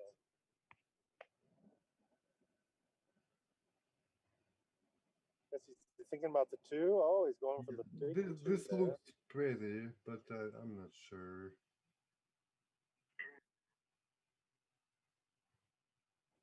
Yeah. Problem here is the 3s are duped for hitting that other checker and cover. And or else you're going to have to do it from your stripped 8 point. So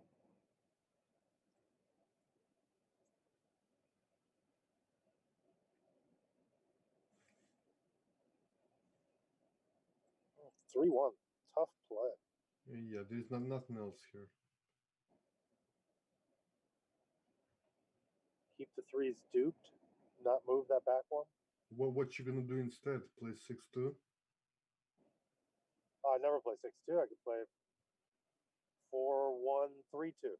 What you think? Yeah, that's fine. Moving that after each other. You'd rather him have to break a point and hit you than bring the builder down. I guess, except here he's happy to do that because he kind of clears it. But race-wise, that will open up attacks with 5 and 1s. Ooh, and a miss. Got a hit. Oh, it hit. I saw a miss for a second. Sorry about that. I'm just,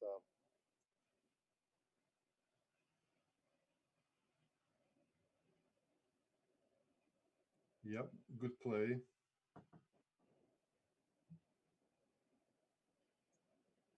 I think. 3-1. Half safety.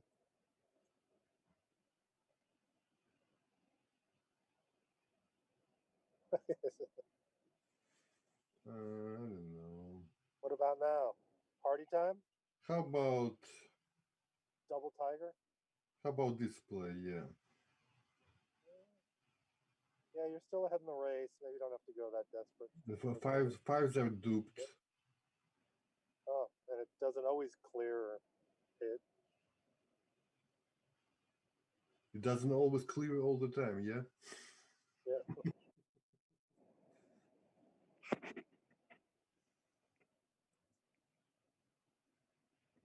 Yeah, so now Ian can really make his lead. You know, this would be great for him to hit here. Give him time to get off the 20 point now. Bring it around. Can you double this? I would not double that. I would hit this though. Would not double it when I was leading. Maybe if I was trailing. Well, you need to hit. Yeah.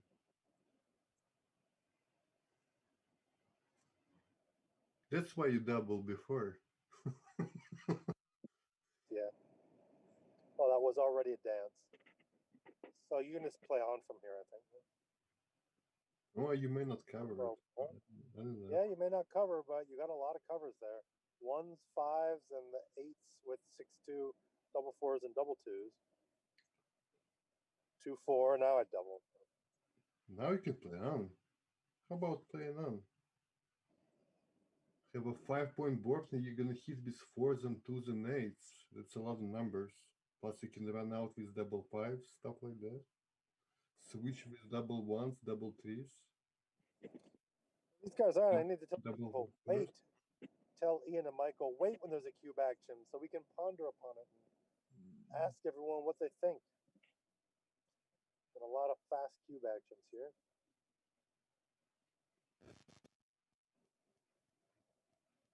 What do you do? Make the 9 or do this? That's I probably do, better. I do this. I just love making the 9 points so much. I just Mm-hmm. probably would have looked at it. That's a great roll. Making the board good there, making it strong. I think this is a good double. This is a good double. It's Considering still the score, he is a notch down. You know, he's 3 points down here. You know, 9-point match basically right now. you 3 take zip. this? Yeah, I take this stuff too much. It could very well be a pass. I would take. I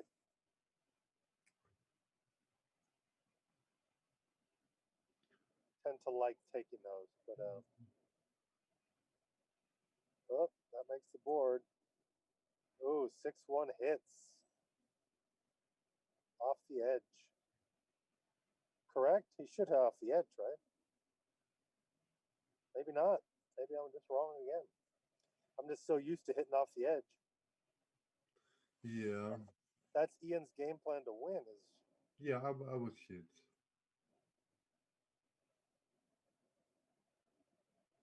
Like if Ian rolls a 6, then I'm like not sure who's better anymore, right? part of it too is if Ian hits back, you know, his recubes are hard and complicated to a certain degree. Yeah, Ian never will never have a cube. Well, I'm not, you know, it's not never. He just won't have But a not cube. with contact. Probably not with contact, is what you're saying. So he's out of the. Yeah, look at Oh, that. look at that. Well, it's a shot. Well, that's a shot, but he wouldn't re-roll. I just leave the single shot. I wouldn't make the 2. Right. This No, is just too many. yeah, don't Well, do it. 3 extra numbers here to make that point. I don't think it's worth it. Oh, and he hits.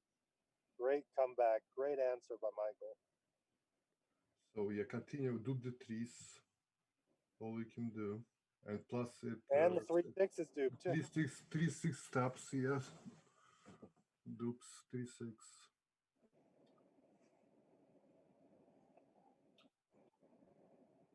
Well, this is 4 numbers to make the 3-point after, but I like this one as well. There's the dupe. So I think you just look to the race to see what you do here. So do you Pop hit out. here? Do you Well, hit? since I'm leading and I'm paranoid for G's, I'd probably pop out. If you pop out, he's a favorite to hit. Yeah. And if you hit, he's probably favorite hitter. It could be a blunder, big blunder, not to do the right play here. But he missed, so this is good turnaround for Ian. Yeah, No, that's probably you- right. I mean, the way it turned out, when it goes well, it goes exceedingly well.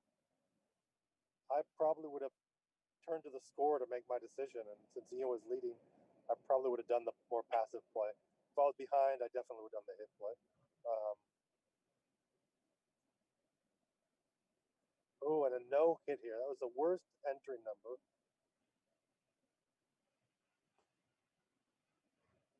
Ian needs the 6 again. Oh, 5-4 is not going to do it. That's garbage. Yeah, 2 down, and Roll again.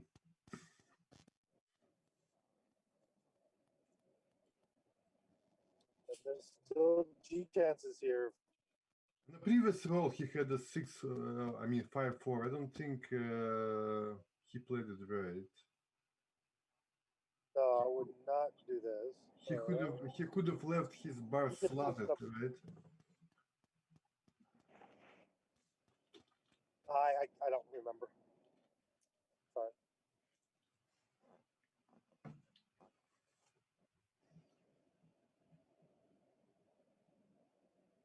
Yeah, what else? Yes, we could have left the bars slotted and come down with the 5. Yeah, you 13, 8, 16. Could have done last time. Yeah, just back up here. No. And I don't like this play at all.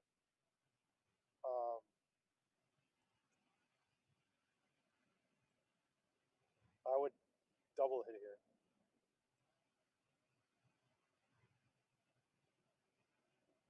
Yeah. Michael's got to be thinking, I'm going to get 4 points this game right now. Well, he's still thinking it, but I would have double hit the first time. And this is ugly. Man, Michael can just do whatever. He can double tiger if he needs to. That's a good roll. That was a good roll. So Michael's going to try to hang back now and, go fishing for more here. I suspect. He has. Yeah, I would have I'd slot the deuce and stay back. Yeah, slot the deuce and stay back. He's thinking he'll maybe pick something on the sixes, but I think he should still stay back. Yeah. More opportunities to hit a checker if you stay back. Yeah, there he goes. He's doing that. No, this is not it. This scoot to 4-3. Yep.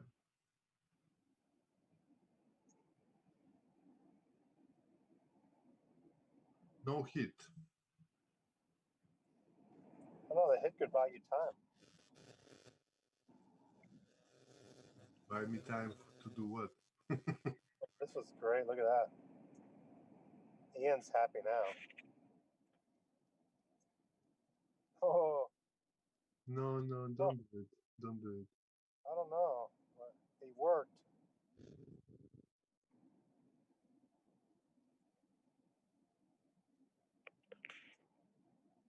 What a game this was, huh? Yeah, it was a game. I mean, this was looking like big time GB for him.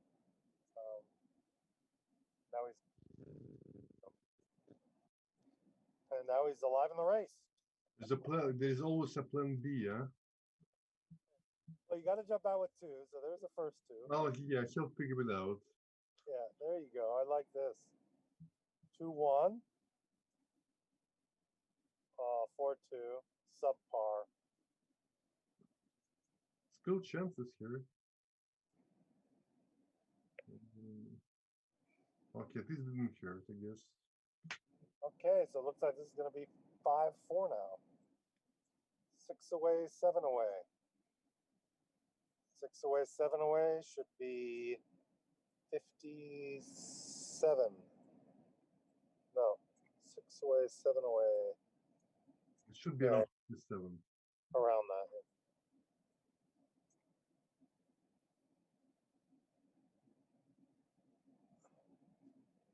What about this one?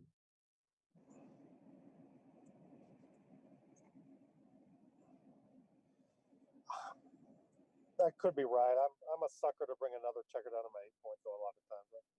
I do the in on the 3 and down with the 5, but I recognize I do not do that enough as to really be stepped up to the edge.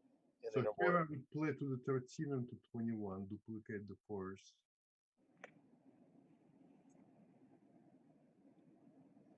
Ooh, great roll. Just make the 4 here, right? Probably, yeah. No. Make the 4. It could be right to make the 5 and hit loose with the ace, I'm not sure. This makes another point and 24-22. See the light. That's See the all light. too. I love seeing the light. I love it. Can you see the light?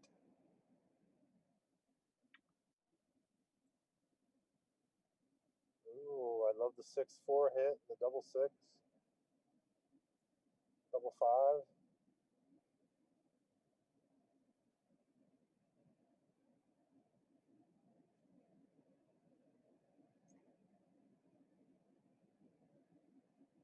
Yep.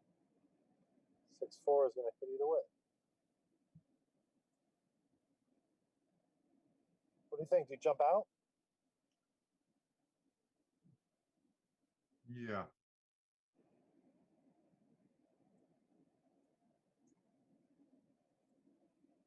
Change your game plan here. Let's play a double anchor game. Right. Not a big game. No, no, no. It's never a bad game until it is.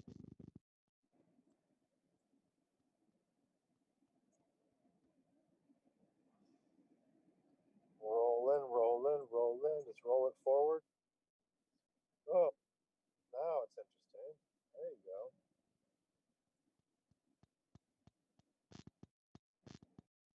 Still not a vacuum. He'd like to stay back one more roll, though. See him dump checker behind the second anchor.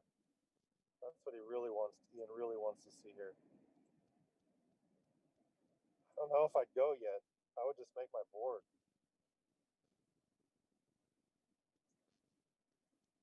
This could be right. Could very well be right. I think I would have stayed. One more with the 4.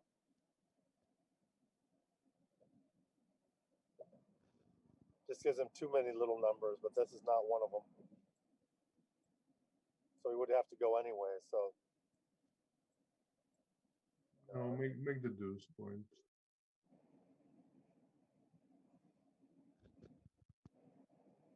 Not exactly sure what you're thinking.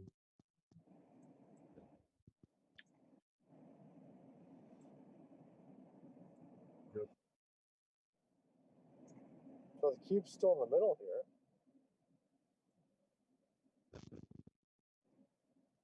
Well, yeah. What are your references here? A double gap? You just don't cube it yet? You wait? Yeah, I think it Like just. the phantom double anchor game, I guess this is called. Is that what It's it's still called? not a back game. It's still a double anchor. It's a phantom double anchor game. 4 and 5. Ooh, this is great. This could have been a double. I don't know. Yeah, I mean, Because like if you make a 4 point, you lose your market. I think. again, the emphasis, the score is close and it's not gammonish, so he's not, more likely to double because he's down.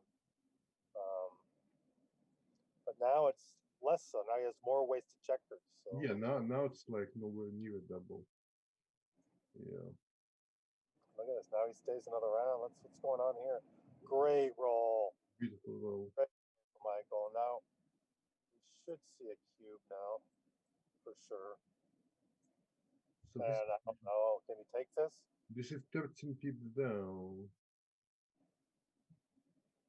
It's possible, I take.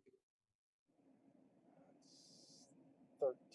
That's 2 points to clear. No spares on 6 or no spares at all.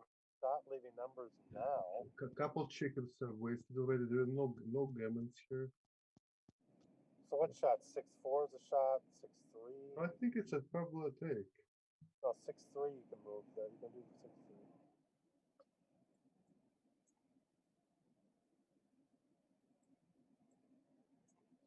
Okay, now we're evened up. Famous 6 away, 6 away.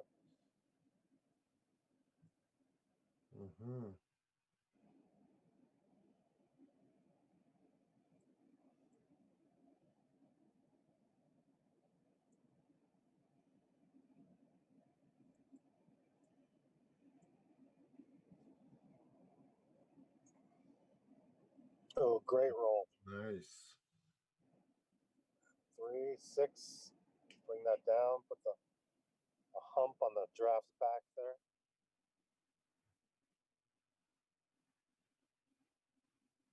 Good play. Step up, see the light. Anchor. Oh, Okay. can't have more than that. This will probably lose the market, yes. Yeah. These are not dollar store rolls, ladies and gentlemen. They're good, high quality, premium rolls.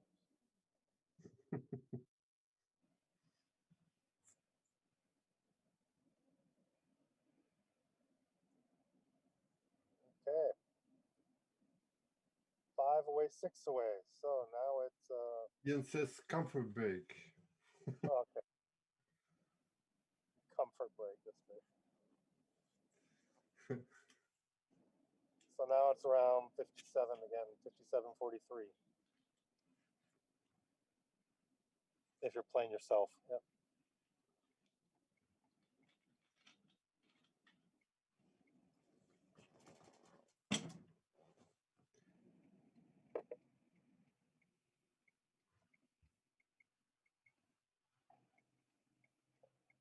So while we're waiting, I guess we can talk a little bit about this score. 5 away, 6 away. So if the 5 away player here, let's say you get down to a race, ignore gammon value here. If the 5 away player is doubling the 6 away, the 6 away player can take deeper than normal. Take point is around 20%. So race wise, that'd be about 1 pip worse in the race he can Yeah. take. If it gets there. Yeah, if it gets there.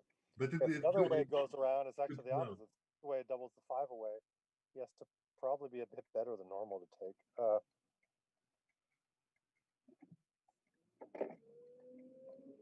But yeah, but gammon value is yeah.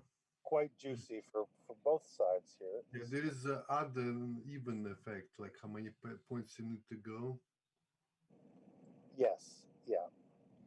When both players are kind of even, generally you need to be. When the person doubling is even, the taker has to be generally about a bit better than the race to be able to take.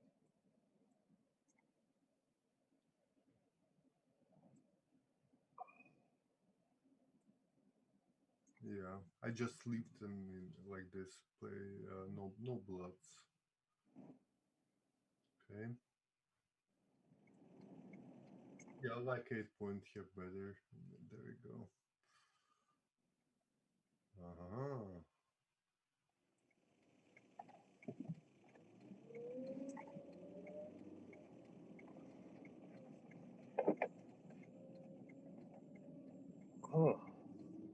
This too, yeah, this makes a 3. The 3. Oh, this is very bad. Yeah, that's bad. And You can double this.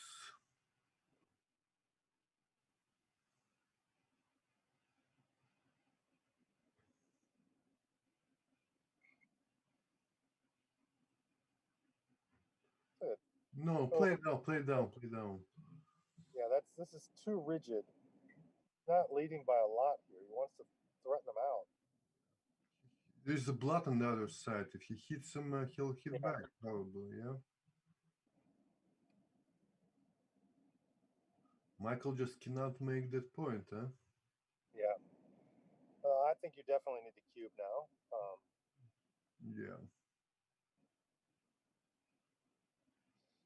And gammon value is jacked. I don't know how many gammons you're going to see here in these deep base point games. I'm just going to guess it's, I don't know, 18% G's here. I don't know. Should be, Should be more. It's higher. Yeah, should be a little bit more than that. So that would be total. So 18 for one, still 10 for the other. I don't know. Actually, Michael's going to be hard to get those G's now with those 2 dilly builders. I mean, can Michael still take this? I think this is definitely a double here. Definitely a double. I'm not sure about the take. Yeah, I'm not sure. So Wolseley's law would say that makes it a cube. There it is. Let Michael figure it out. I want to let it go. I would probably let this go too. It's hard. It's hard to really win from here with those wasted checkers. Yeah, you need something to happen. You know, like double trees.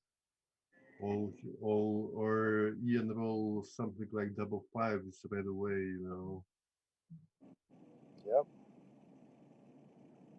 So 4 6 away. I think that makes it 64 to 36%, something like that.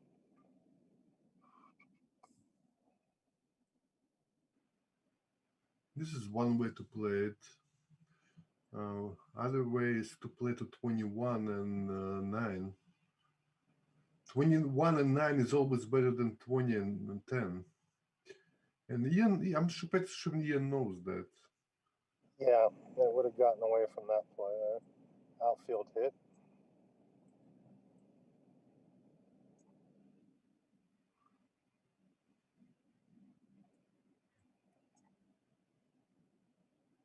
You run to the mid here?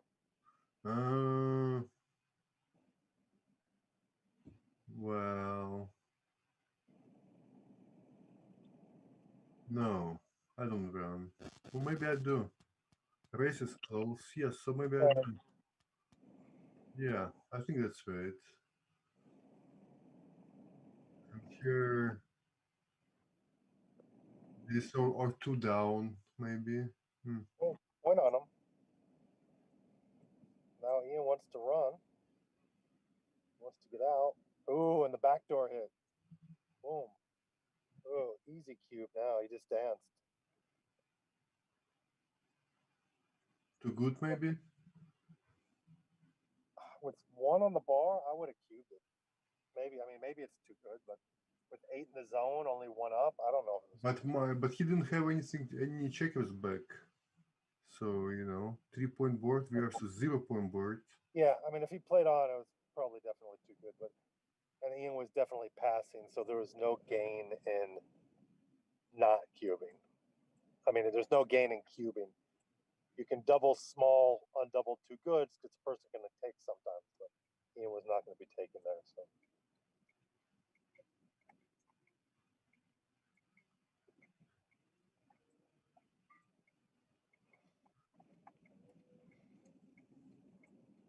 I wouldn't lift. I'd play this, and if I get hit, I'd cube. Yeah, I don't like gaps in the low points like this. If he hits, I'm still playing on too good.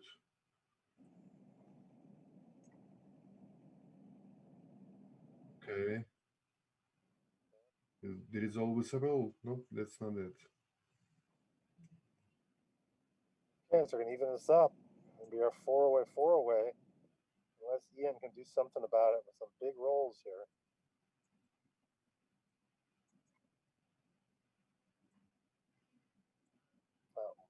Oh, 4-away now. And if I can remember my match equity chart, 4-away is about 50%, I think, for each side. Yeah. Somewhere like that. Yeah, close to that. I don't remember what Neil's numbers is for that, but I think it still adds to 0. I think it's 50. Yeah.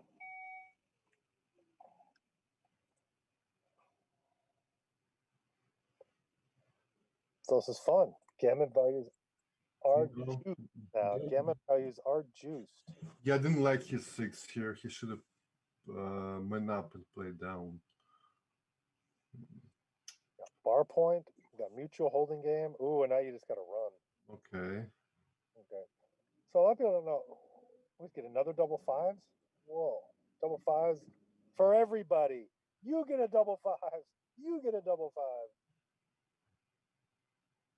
So here are Michael's favorite here. He's solid favorite in this game now. Probably around 64% or something, 65%. More now. Yeah.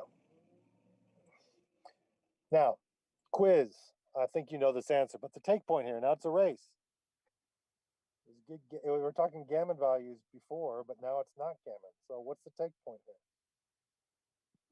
Take point? Yeah. At this square? Yeah. Assuming cube ownership, yeah? Yeah. I'd say 24%. 24. I got 20. I'm gonna have to look at the chart I just did here for this, but it's 21.8, so 22. So it's actually pretty close to normal take point. Really? Yeah. 4-away. Huh? Yeah.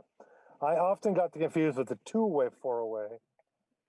When the 4-away doubles the 2-away, the 2-away has a 20% take point. I have a chart somewhere. I think I went for more than a year being confused, and I thought it was a 20% take point on 4-away until I was just recently.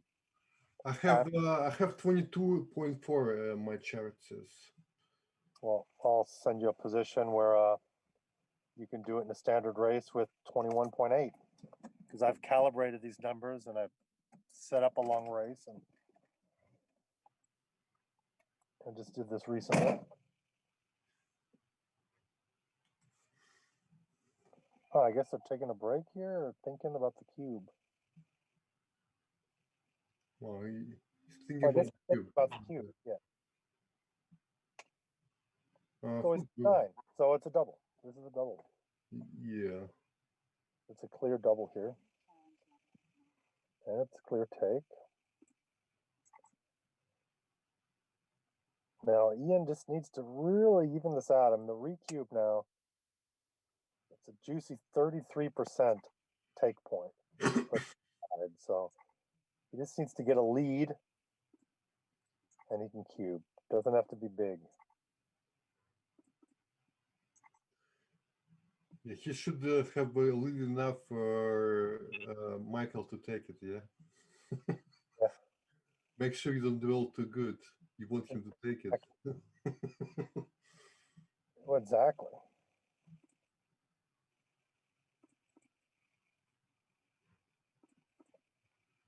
If I get to be on roll here and I'm leading, I'm cubing. Like now. Yeah, this is perfect. This is perfect. Let's see what Michael rolls here. If Michael rolls subpar, this is a recube here. Yeah.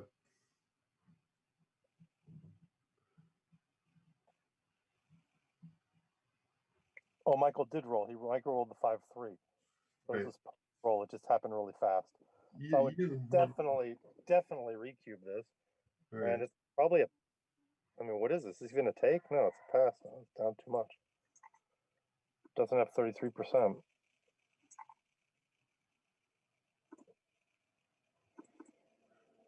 Double threes by Ian was a cube saver at this score, yeah? Yeah, it was. So do you make a 3-point here or you no, not this. I'd make the 3-point. How about 13-8 and 5-3 instead? Yeah, that's probably right. Your play is probably right. That 13-8, 5-3.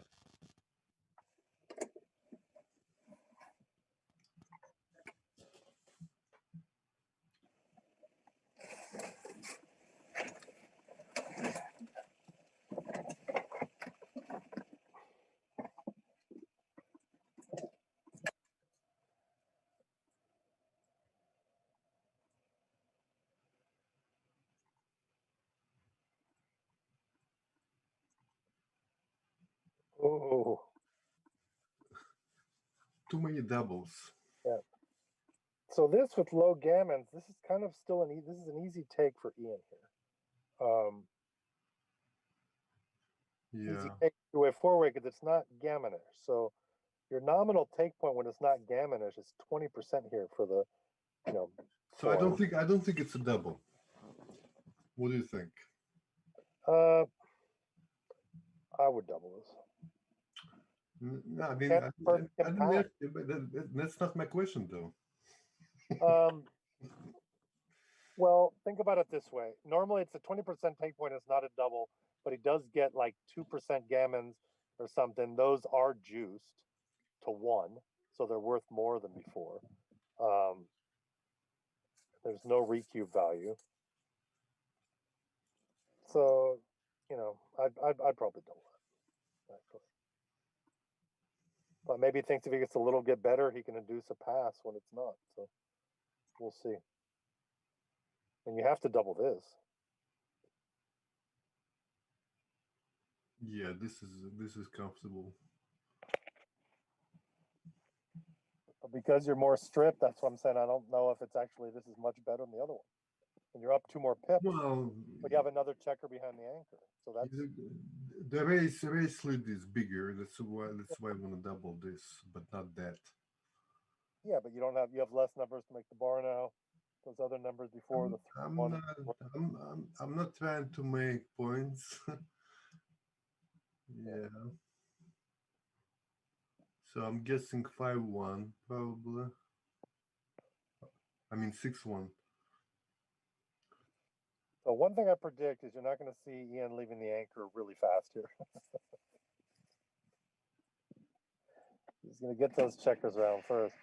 I think that's why Michael's considering this play as a provocation to say you're not going to leave the anchor. No, I mean it's a good play. It's very flexible, You Well, just because he hit. also knows he's not going to be leaving anytime soon. So it's Yeah. easy.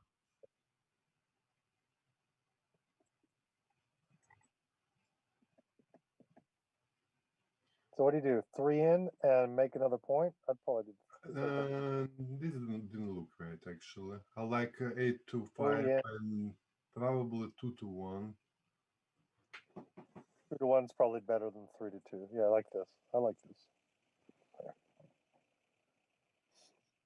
Just because you can make it from the 8. Oh, look at this. 6 to 3. These holding games like the Old West shootout, it's like a standoff here. So Ian just has to play 2 down. How about making ace point? Is that possible? It could be, but I don't know. I just played 2 down. Well, he's Right, it could have been right. Could have been right, but see what a difference it would have made, huh? oh, look at this. You needed a 9 to hit, and you got the 8. C2.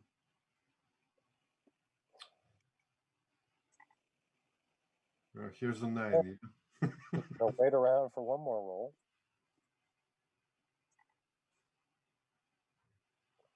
Well, he's going to hope for something little. Wait for one more roll. Or no? Yeah. I would not run here. Yeah. I'm less inclined to run just because of the score. I just, I don't want him to point on me. I'd rather be more stripped. This is interesting. That's playing for deep contact, but he doesn't really need to do that.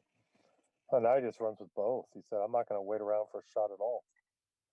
I'm not sure if that was right running with both. He played it so quick. I mean, it's very strange how he plays it.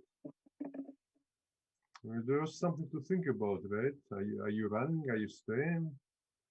He plays so quick. Well, now it's another classic score, two-way.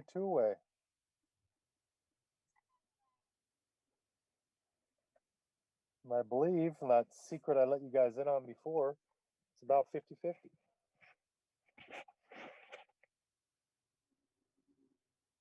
So same classic play, up and down.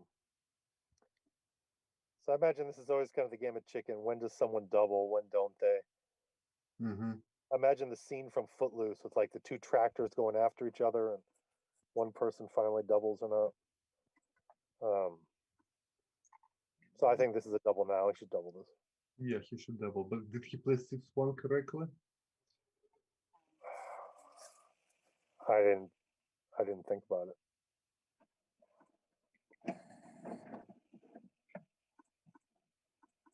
What do you think? I would play up.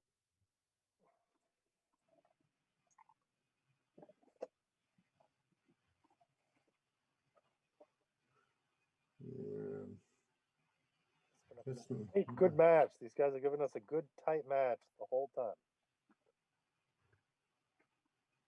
Been seesawing back and forth, been even several times. No one's gotten too far away or out of someone else's sights. At least one checker should go from the midpoint. At least one, maybe even 2. Let's see. This is 5F and 5-4, but 5-4 makes the anchor there, so they could be right. I like this. Like you're ahead in the race, you can just keep moving. Yeah, this might be okay also, but I like out and down. This one, yeah. Oh, yeah. Slot the 5. Yeah. Oh, no. Are you making the? Get the other guy back. That other Yeah. guy back can hold the fort. I'm definitely laying up because I have the other guy back. If I didn't have the other guy back, I'd think about it. I'm not so sure. Yeah. Well, I'm sure now.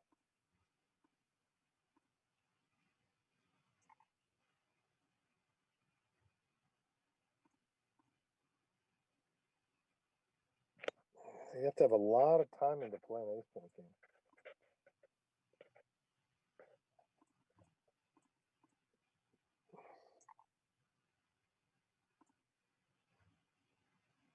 Has to be 2-1. Yep. Oh, he 24-23. No, you don't make that entry. But I don't know why didn't he? I'm I don't not sure. 13-12 there at all. You have the dilly builder and you have it slotted. You just make the ace point.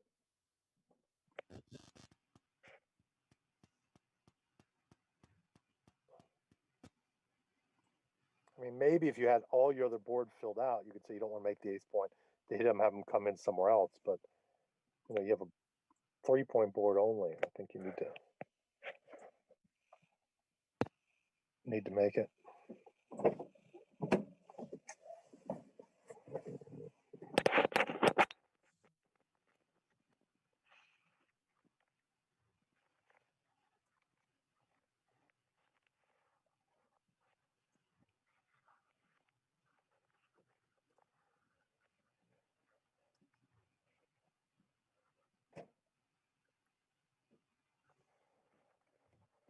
No, that's a bad deuce.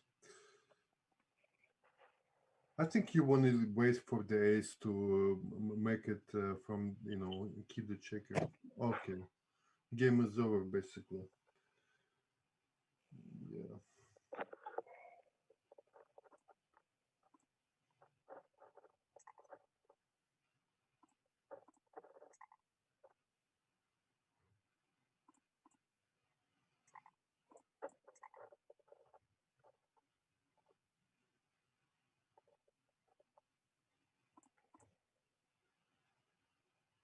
If you can get a 6, you can play an okay ace-point game still.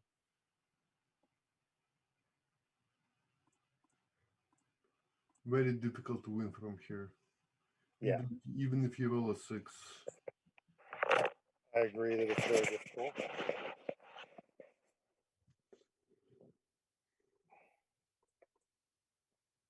But it's happened before. Many times.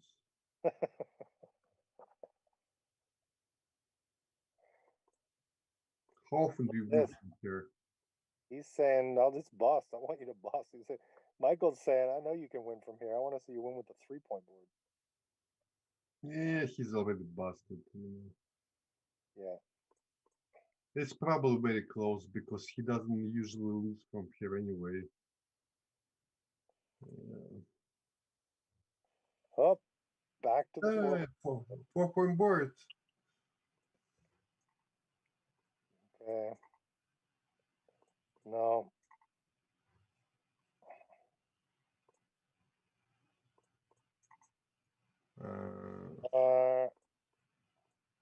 Okay. That's it. Good match. Good match, both Ian and Michael. Congratulations, Michael. This puts him, I guess, later on the week. He's gonna make it. This is probably, since this was round 3, he's probably in the semis now. Yeah, thank you guys so much for doing commentary. That was an exciting match. Congratulations to Michael. We will be back tomorrow at 6 p.m. Eastern for the first 2 rounds of the main event. Perfect. Thank you very much, Kerry. Thank you, Thank Dimitri. you for having us. Yeah, thanks again, guys. Talk to you guys soon. See ya. Good night. Good night.